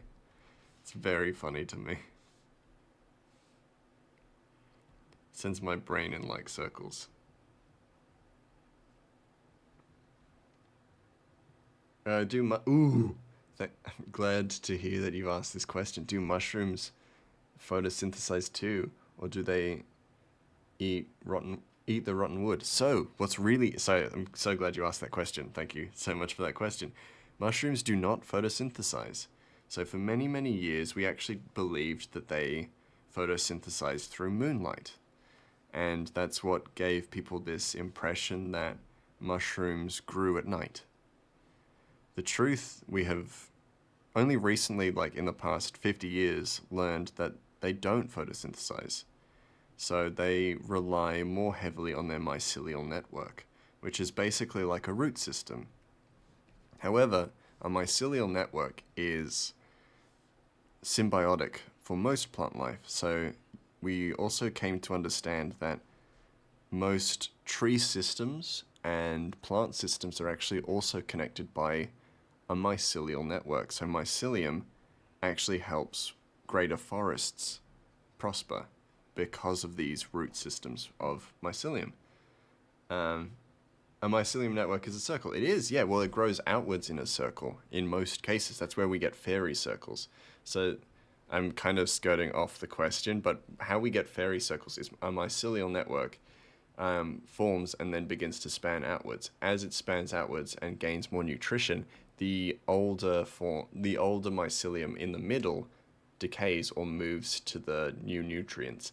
And there, through that, the fruiting bodies, the mushrooms, that being said, will grow in a ring. And for many, many millennia, we couldn't explain that. But that's where fairy circles come from. Sadly, it's not magic. However, it's a little bit magic. And now jumping back to the question, they do feed on the rotting wood. It's a great source of nutrition. Only certain types of mycelium feed on rotting wood. Other types of mycelium feed on grass clippings or certain nutrition that's found in the mulch and soil. But one of the most common or the most well-known mycelium that feed on rotting wood the fruiting body is what we know as shiitake mushrooms. So if you're ever out and about and you see a mushroom growing in an old, like, moistened log, it could very likely be a shiitake mushroom. Don't just take it and eat it. Don't take my word for it. You gotta be certain. Alright, gotta head off. Enjoy the stream, everyone. Have a good day or evening, Suited. Thank you so much for popping in. It's always lovely to see you. Oh, and yeah, that's right. I also got a book for Dying Light, so are you excited to read that? That would be awesome, yeah. Eats mouse. No! I'm not a mushroom. I'm a mouse. Gotta jump back because I noticed that there are a few messages that I've missed because I've been engrossed in mushroom talk. Your favorite is people thinking you're a bot, which is entirely fine. They can think whatever they like, but if a streamer brain breaks from word vomit and it's someone that we rated, then it's a win for you. That's fair. Yeah. I mean, it is funny for me as well, but I'm also like, oh, do I sometimes feel like I have to explain zombie to people? So it's figuring out, yeah, with certain streamers, I'm like, oh, I should probably explain zombie. And then other times I'm like, I'll let him do his thing. I'm not a weird mushroom, I'm a mouse. I taste nothing like mycelium, I'm pretty sure. Fairly certain. At least 75% certain.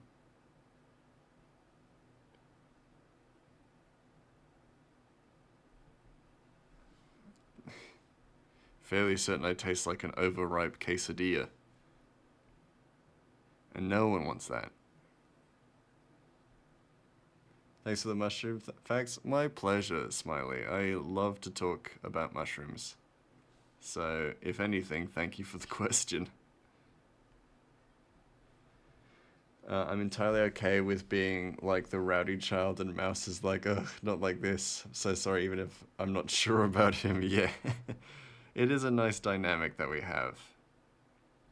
And I'm glad to have it. You know, I was honestly thinking about this recently, that I'm so happy with the community that I have. You know, I'm so lucky that I've gotten to be a part of building up a community that is just full of people that I really enjoy hearing from. You know, and even if it's that sense that like, Zombie Slayers just sent a paragraph and almost got banned, I'm still just like, yeah, that's my community. These are my people. Good for you, Mass. You found your crowd. Yeah, exactly. And it's such a nice thing. You know, when you do that, because like sometimes it can be. I need to find that hammer. Sometimes it can be like difficult, and you might not find it as a streamer, and that can be a little disheartening at times. But I feel lucky that I kind of found or built up that community quite quickly. And so I was never in a situation where I was like, I've not really had to deal with difficult people very often. And I may have just jinxed myself, but like, generally, no. My community's been nothing but lovely. Totally okay with being chaotic good. Yeah, exactly. You're definitely chaotic good. And I like that. I wouldn't want it any other way. I want a little bit of chaos in my stuff, in my streams, you know? You can't just eat steak and salmon all your life. Sometimes you gotta have firecrackers.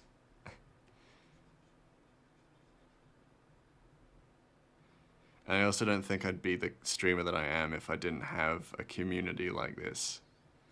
I don't think I'd be as confident or as ready to kind of help other artists or like things like that. I wouldn't be as prepared to be a public figure if it weren't for all of you and the way that my community has been. We certainly wouldn't have Get in the Soup, which is one of my favorite things. So you know, with my siblings, I'm often like, "Hey, bitch, I fucking love you, okay? Hey, look at me, I love you." So that's okay if I'm that sort of person here. I mean, it's nice, yeah. Gotta have people like that. It makes things very interesting. And I want interesting. Like I said, why eat steak and salmon when you can have firecrackers every so often? Keeps you on your toes.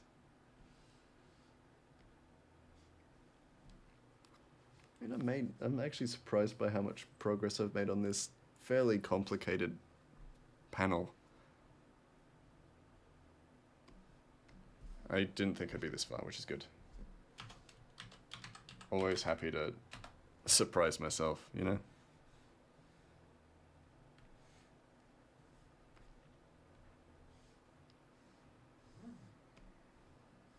Some random news, but did I say you started taking ice baths? They help so much. Oh, that's cool.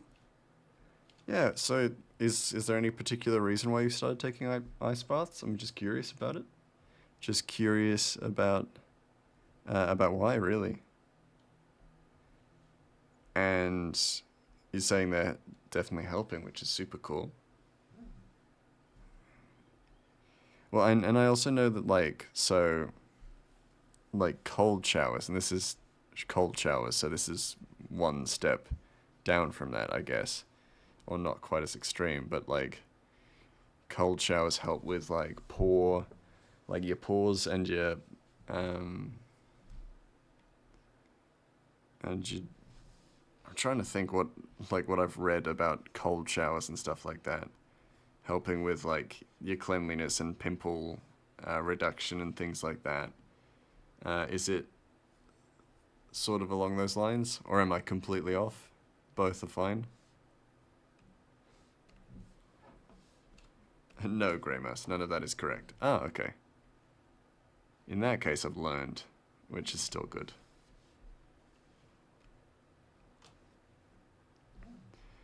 And it's not a pun, but pardon the pun in it, but like, what made you decide to take the plunge? Oh, that's not a straight line. There we go, that's better.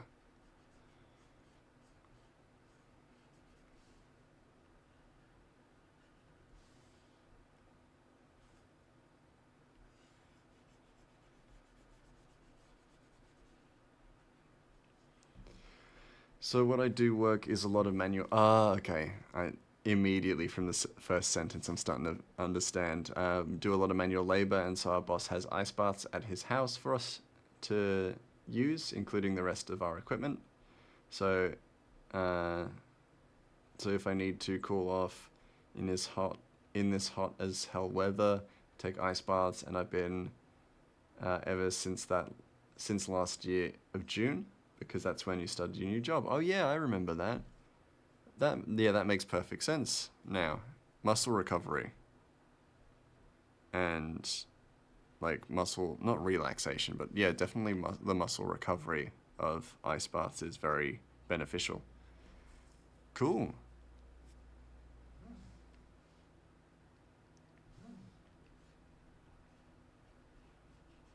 Yeah, good on you.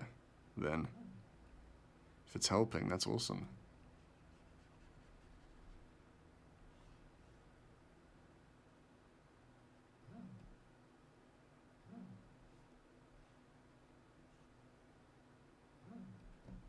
Oh, that's actually already selected. That is fine.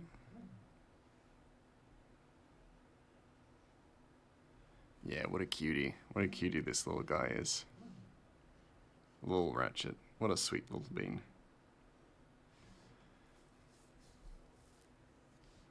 Though I have just seen the time, so we'll be okay to finish the shadows and stuff, but probably not much more than that.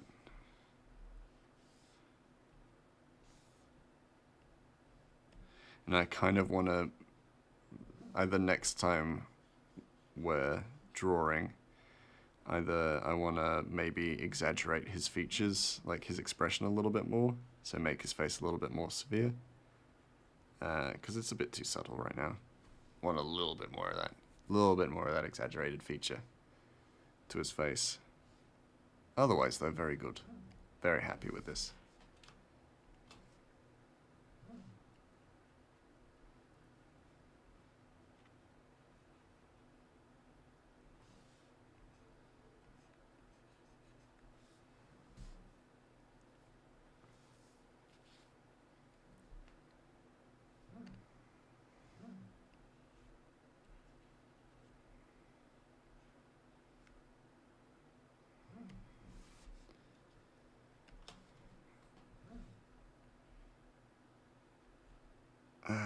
The shadows will come down like this. That looks terrible. That's only incrementally better, but now that it's actually filled in and I trusted the process, it looks fine. Yeah, cool. A lot of what we do can be us working into the sun for hours. Canopy stages lights as stage with a canopy shielding it and lights on the canopy. Oh, and that's on the beach, so your footing is off. Oh, yeah. So after work, you ice bath, and then it's like better than sex without me ever having sex.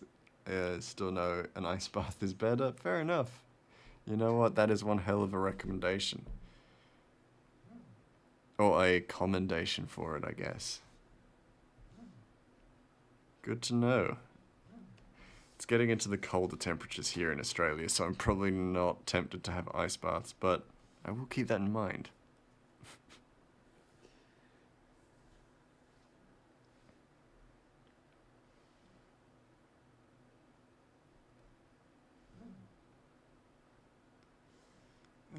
Yeah.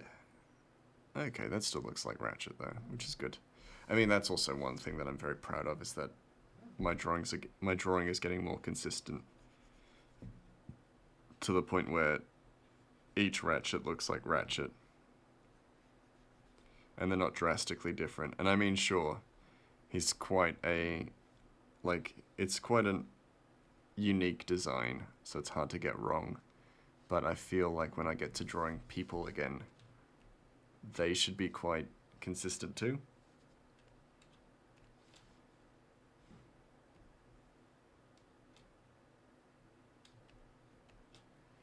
And then it's weird because getting into water feels like sinking into a frozen jelly dessert and then fucking chill. Interesting. Your highest was 20 minutes, but I was a psychopath, so don't be you. Fair enough. Yeah, there's only so long you can spend in an ice bath, especially if you're not used to it.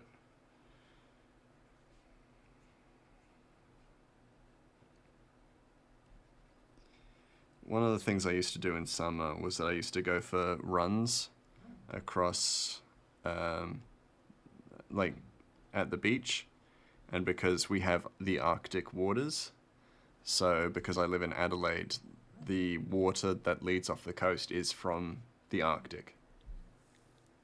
And so, basically, I would just jump into the water after I'd finished my run, and that did like an incredible job at the muscle recovery and cooling you off, for sure. But like the first dip was freezing. It was always freezing, even in like 30-degree weather. Just always so cold. And if you don't want to be cold, then don't move, because if you move, you break out of this heat shielding thing that your body creates. But if you stay the hell still, you stay warmish. Yeah. Yeah, and movement expels heat.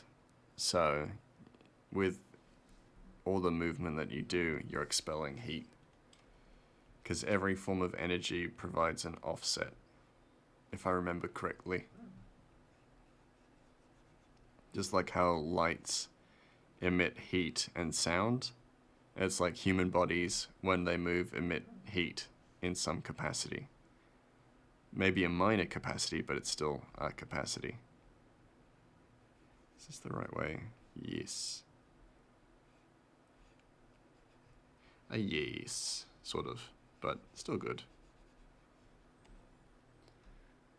Jumping into cold ocean water after running, now that's cool. It was really nice. Like, it was a really good thing to do, and really helped with my muscle recovery, because when I used to just run, like, in my neighborhood, one of the biggest problems I had was that my muscles did not recover well or quickly, so I could only run like once or twice a week, and so I never felt like I was making progress.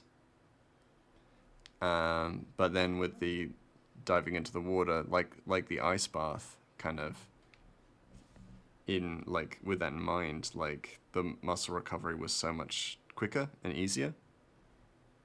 And then somehow I just tell myself to stop shivering, then I stop shivering. If I continue to shiver, you'll stay cold. Yeah, because you're expelling that heat, and you don't want to do that.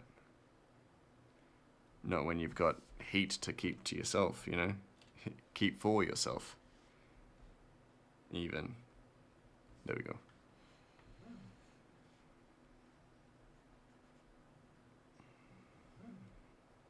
That's your heat. No ice bath is gonna be keeping that. Hold on, this is not correct. This way. If I'm not sure about a shadow, I just point down, because you might get a little bit of bounce from the light, but it's usually just gonna be downwards. Ooh, let me grey-splain. I have seen white-coloured mushrooms that had sprouted in the night, but they usually withered within a day or two. Are there specific beneficial roles they play? That's an interesting question. So, The mushrooms that I know of that do stuff like that are more commonly ink caps than anything. Sorry, I pulled the mic closer. If you notice that I've gotten slightly louder, that's why. Then more commonly ink caps.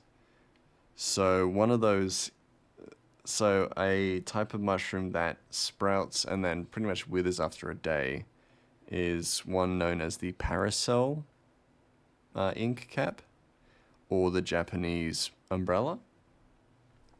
And basically, some mushrooms do have a short lifespan, and that's just because the mycelium doesn't actually produce a whole lot of nutrition to support that fruiting body.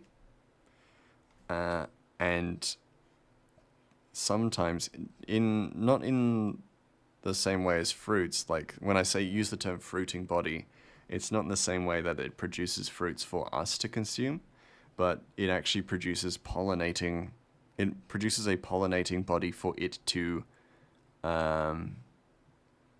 repopulate.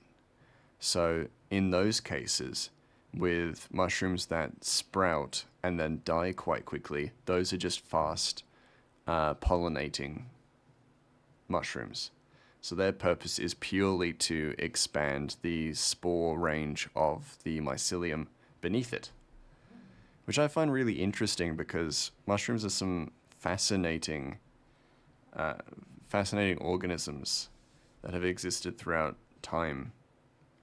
And one of their biggest kind of purposes is just for pollination and continued pollination. And there are some really fascinating ways in which mycelium has evolved to pollinate more effectively. What's funny is our ice baths are just MacGyvered meat locker, but hey, it works. That's true. Yeah, expand the spore range. Exactly. Expand those fairy circles in a sense. I mean, for certain ones, yeah, absolutely. But one of the most fascinating, to me, one of the most fascinating evolutions of mycelium is truffles. So truffles evolved from a fairly basic mycelium to repopulate through the nature of being consumed. So they smell a certain way and have a certain texture to make them desirable to be eaten. Oh, text-to-speech doesn't work. Oh no. Still doesn't work. I haven't fixed it yet. So sorry, Zombie Slayer. Text-to-speech doesn't work. I'll just read it for you. Fun fact about our godly art streaming kingly gamer. He has been the first to gain the title of Lord Rizorus Rex. All hail Gravehouse, may his reign extend even to the afterlife, and may his reign exist even when all life has been extinguished. Meh, whatevs. It's okay to have 3k points. Yeah, you have plenty of points to spare, I'm sure. I will get that fixed at some point. Some point in the near future.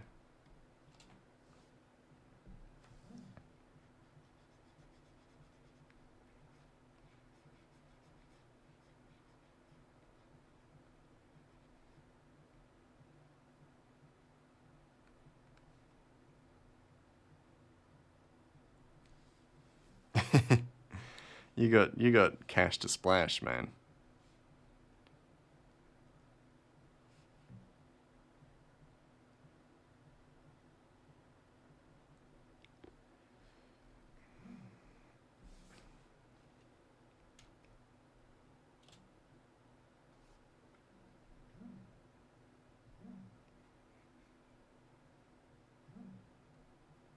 That one's fine for now. Oh, you got your pants tailored? Ooh, nice. Now that's some high quality stuff. That's some high quality pants. Very nice. Trying to boast here, Smiley, that you got cool tailored pants. No, good on you. That's awesome. Damn right, I got the skills so that I could pay the bills. Yeah, going home now. Fair enough. Have a safe trip back. I will be here if you need a distraction. Oof. That's not an ideal shadow pattern. Do that. Yeah, that's There we go, that's better. It's better, maybe. We shall see. Once it's all finished, it'll be easy to be like, oh yeah, that's good. Because, like, the shadows now is only just a small part of it. Before, it used to be, like, the part that kind of made or, like, was make or break for the design or the look of the panel. Now it's like, well, you know, the shadows are a bit squiff, but it all comes together in the end. Because of the soft shadows and the other shadows and the details and all these, like, other pieces. Which is cool as well. It makes my job longer, sure, but it's still good. Still very beneficial.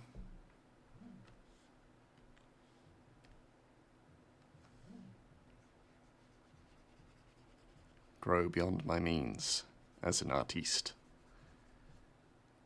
And become the mouse, as was my destiny. I was born to be the mouse.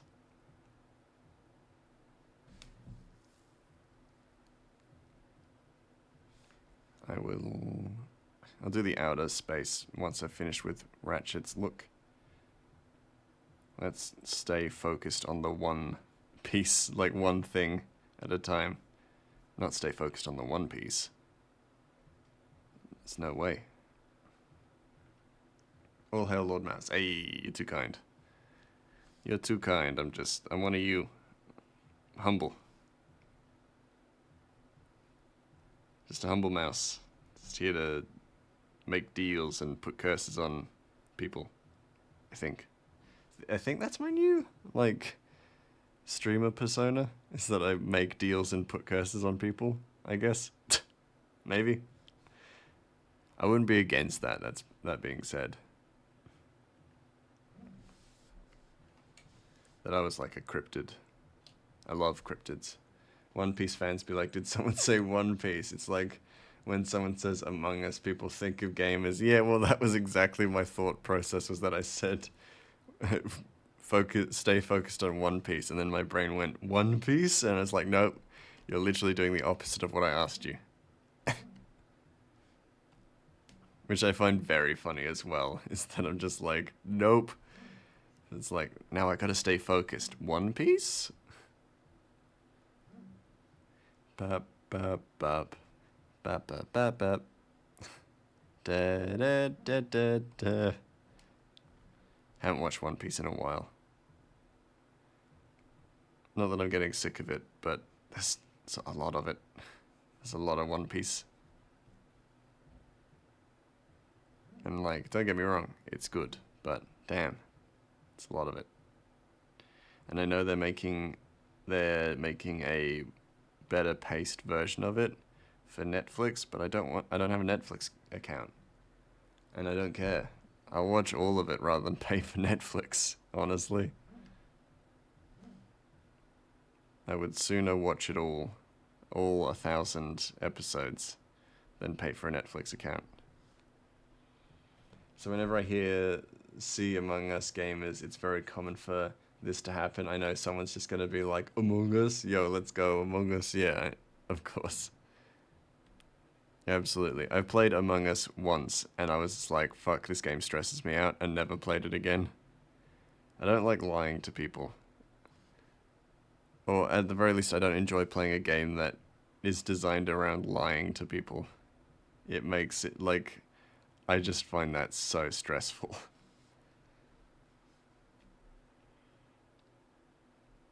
So yeah, I played it once for my birthday during COVID. That was it.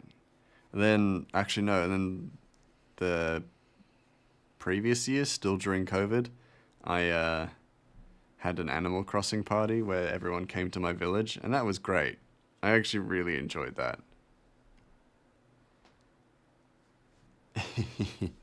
Enjoying the music, as you should.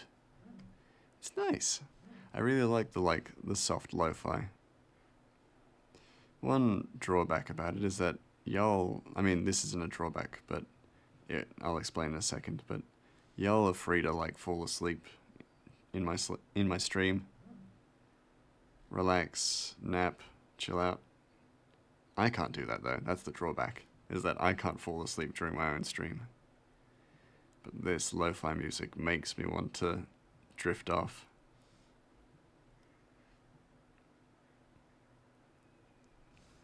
Posture check. Oh, actually, thank you so much for redeeming that. Completely forgotten about my posture. Def not the game for introverts. They'll just crack under the pressure, the thought of talking to people, but also you have to lie. Yeah, an introvert would shrivel up and die like with the Wizard of Oz. Sorry, introverts. Yeah, it's not a game designed for introverts, that's for sure. Too stressful. Too much, like, social interaction, but not the good kind. The kind where you're actively deceiving someone. That, yeah, we all agree, I think. And I think it's, like, it's also why pretty much, like, not many people play Among Us anymore, either. Is that it takes energy. It's one of those games that takes energy to play. I have noticed that we're at the 2-hour mark. I'm just going to finish up a few little pieces and then we'll raid out. Because again, I gotta stay responsible. Right, you can't fall asleep in your stream, and then I remember you scheduled a full day stream and not even halfway through you had to quit, which I do get. It is a lot to do a full day stream. Oh yeah, it was so much. And it was like, it was during a period of time where I had the energy to do that, but even then, beyond 5 hours is so long. And as someone who doesn't have that attention span, it's like, oh man, a 5-hour stream is too much. Too much for me. I feel like I could do it, like, going forward, but I'd need to do other things as well. So if I did do another, like, 5-hour or 7-hour stream, have to be more regularly scheduled breaks, first off. But then also, halfway through the 7 hours, we'd probably switch to something else. Like, I would work on the comic, and then I'd work on the tarot cards. And then maybe I would work on... Or I wouldn't work on something. By the end, I would just be playing a game. And I think that would work a lot better. 5-hour stream is probably for full-time streamers. Yeah, and that's also a good point, is that if I were doing this full-time, then yeah, a 5-hour stream makes sense. But because I do this part-time, it doesn't make sense yet. Maybe it will become a full-time thing, we never know. And I'm not going to discount it. Currently, it's a no-go. I'm too important at my company, at Grey Mouse Co. But I'm not shooing the idea away either. If it were to ever become a reality. And if it did, it would make the comic process way easier. Probably too hard if you have a day job too. Yeah, exactly. It's like you expend enough energy, living your life. So adding a stream onto it, even if it's something that you enjoy doing, it still takes energy. So yeah, probably best not to push yourself, really. Living prices increasing all the time too. Yeah, exactly. It's a lot to consider with going to streaming full time. And I definitely have no intention of doing it in the near future. Even if I did earn enough through it, I probably still wouldn't. Also because I get fulfillment from my job as well. I enjoy doing my job. But also, the money. The money definitely helps. And also, because I have a job that earns me a good amount of money, I can freely do this because I enjoy it. And there's no issue about the money, because it's not paying my bills.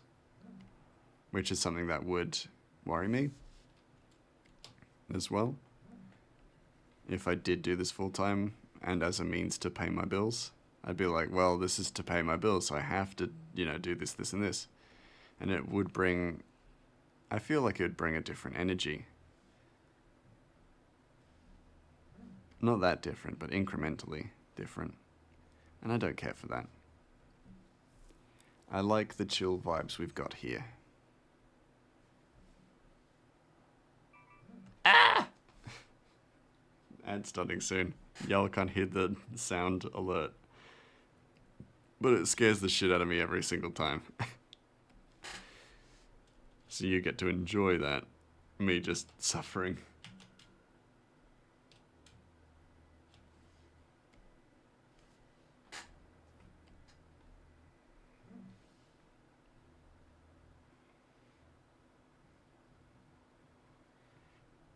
Oh, that was terrible. Slightly better.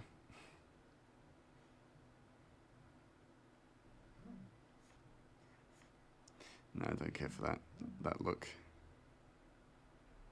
Just keep the design subtle, I think. Yeah. Oh, fuck that up. Ruin the subtle design. Nah.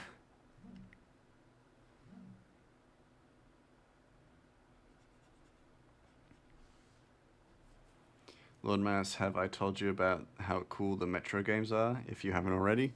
I think you have. I think we had a little conversation about them. I would be keen to play them. For sure. I'm just terrible at shooter games. Y'all have all seen that firsthand. Games where I have to shoot ridiculously bad at them. I mean, not ridiculously bad, but not great either. I won't delude myself into believing I'm good at them, but certainly not, yeah. Maybe that'll be one to play in the future, though. Because I'm also happy to suck at games for a while. So it's definitely not on the cards. It's just not on my schedule yet. Not yet. But in the future. Possibly.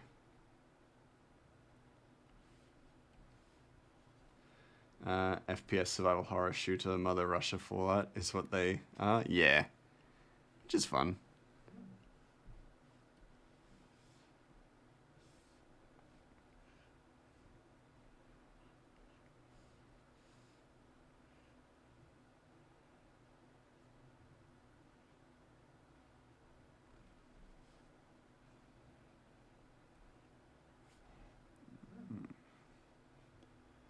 Let's go back, get that correct, get corrected. Yeah. Go correct or get corrected. Yeah. Gonna fill in trees. Yeah. And I just need to add a bunch of background trees and then we're good for today.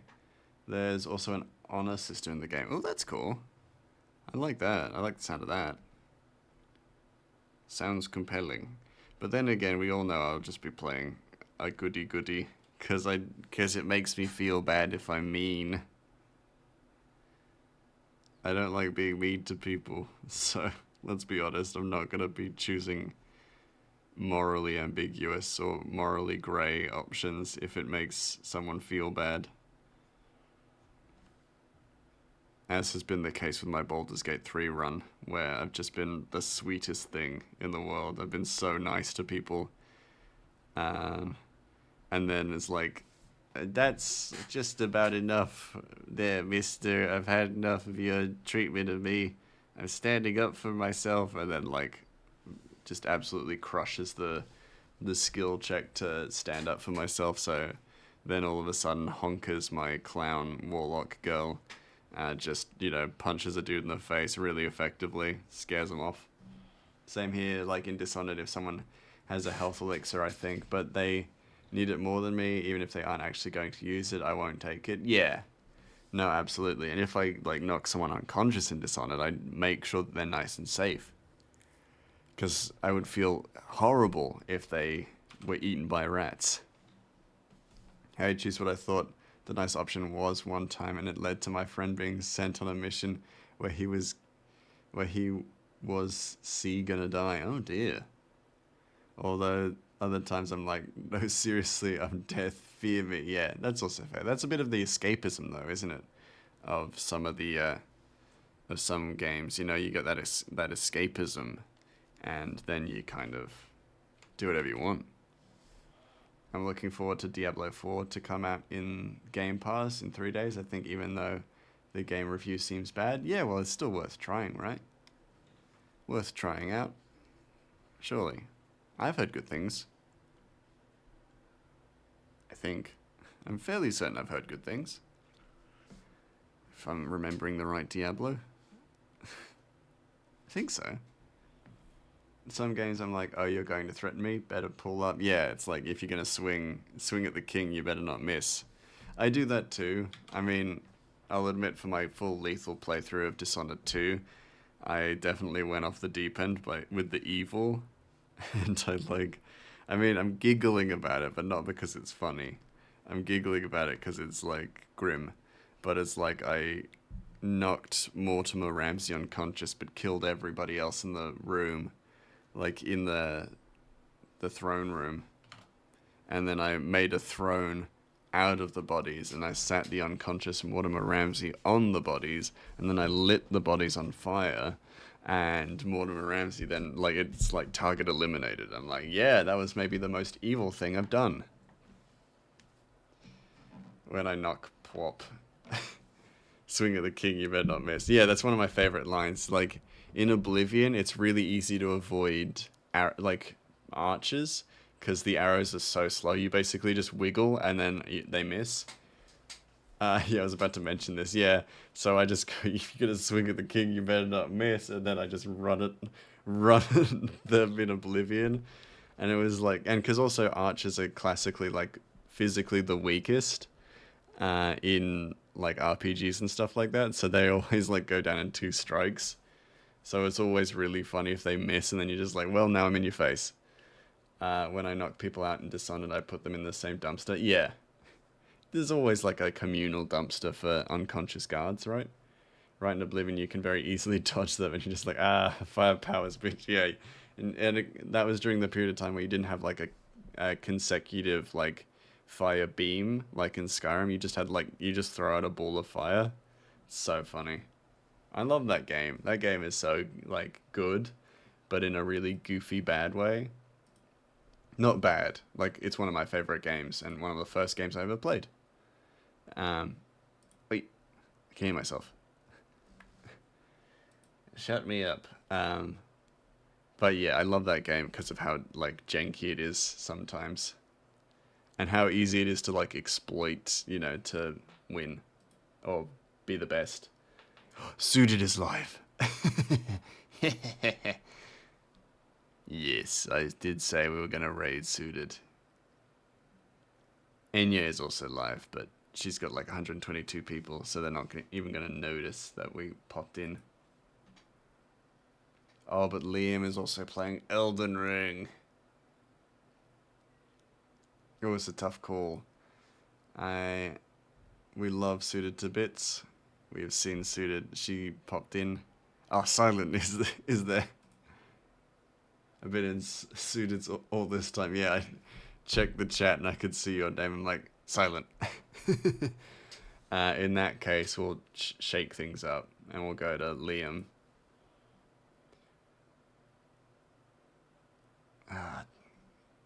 I'll probably pop in later and say hi to Suited though. That's diplomatic. That's diplomatic of me. We'll say hi to Liam. We'll raid to Liam because we love Liam and we love Elden Ring. And then I'll pop in and say hi to Suited a little bit later. But let's set up for the raid. Going to Liam OS_AU. I wonder if he's going to PAX. I might ask. Anyway, thank you so much for being here, everybody.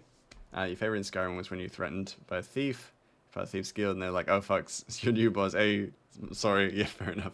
Anyway, thank you so much. Go be the rainbow in somebody else's day. You've done more than enough here. Love to see you all. I will see you all on Thursday with more Road 96. Hey, you had to call Suited the Divine Being she is. Well, you're in her chat. You can do that. That's fine. And I'll pop in and I'll see it and I'll be like, oh, he's such a charmer. Anyway, I'll do that later. We're gonna raid Liam. So yeah.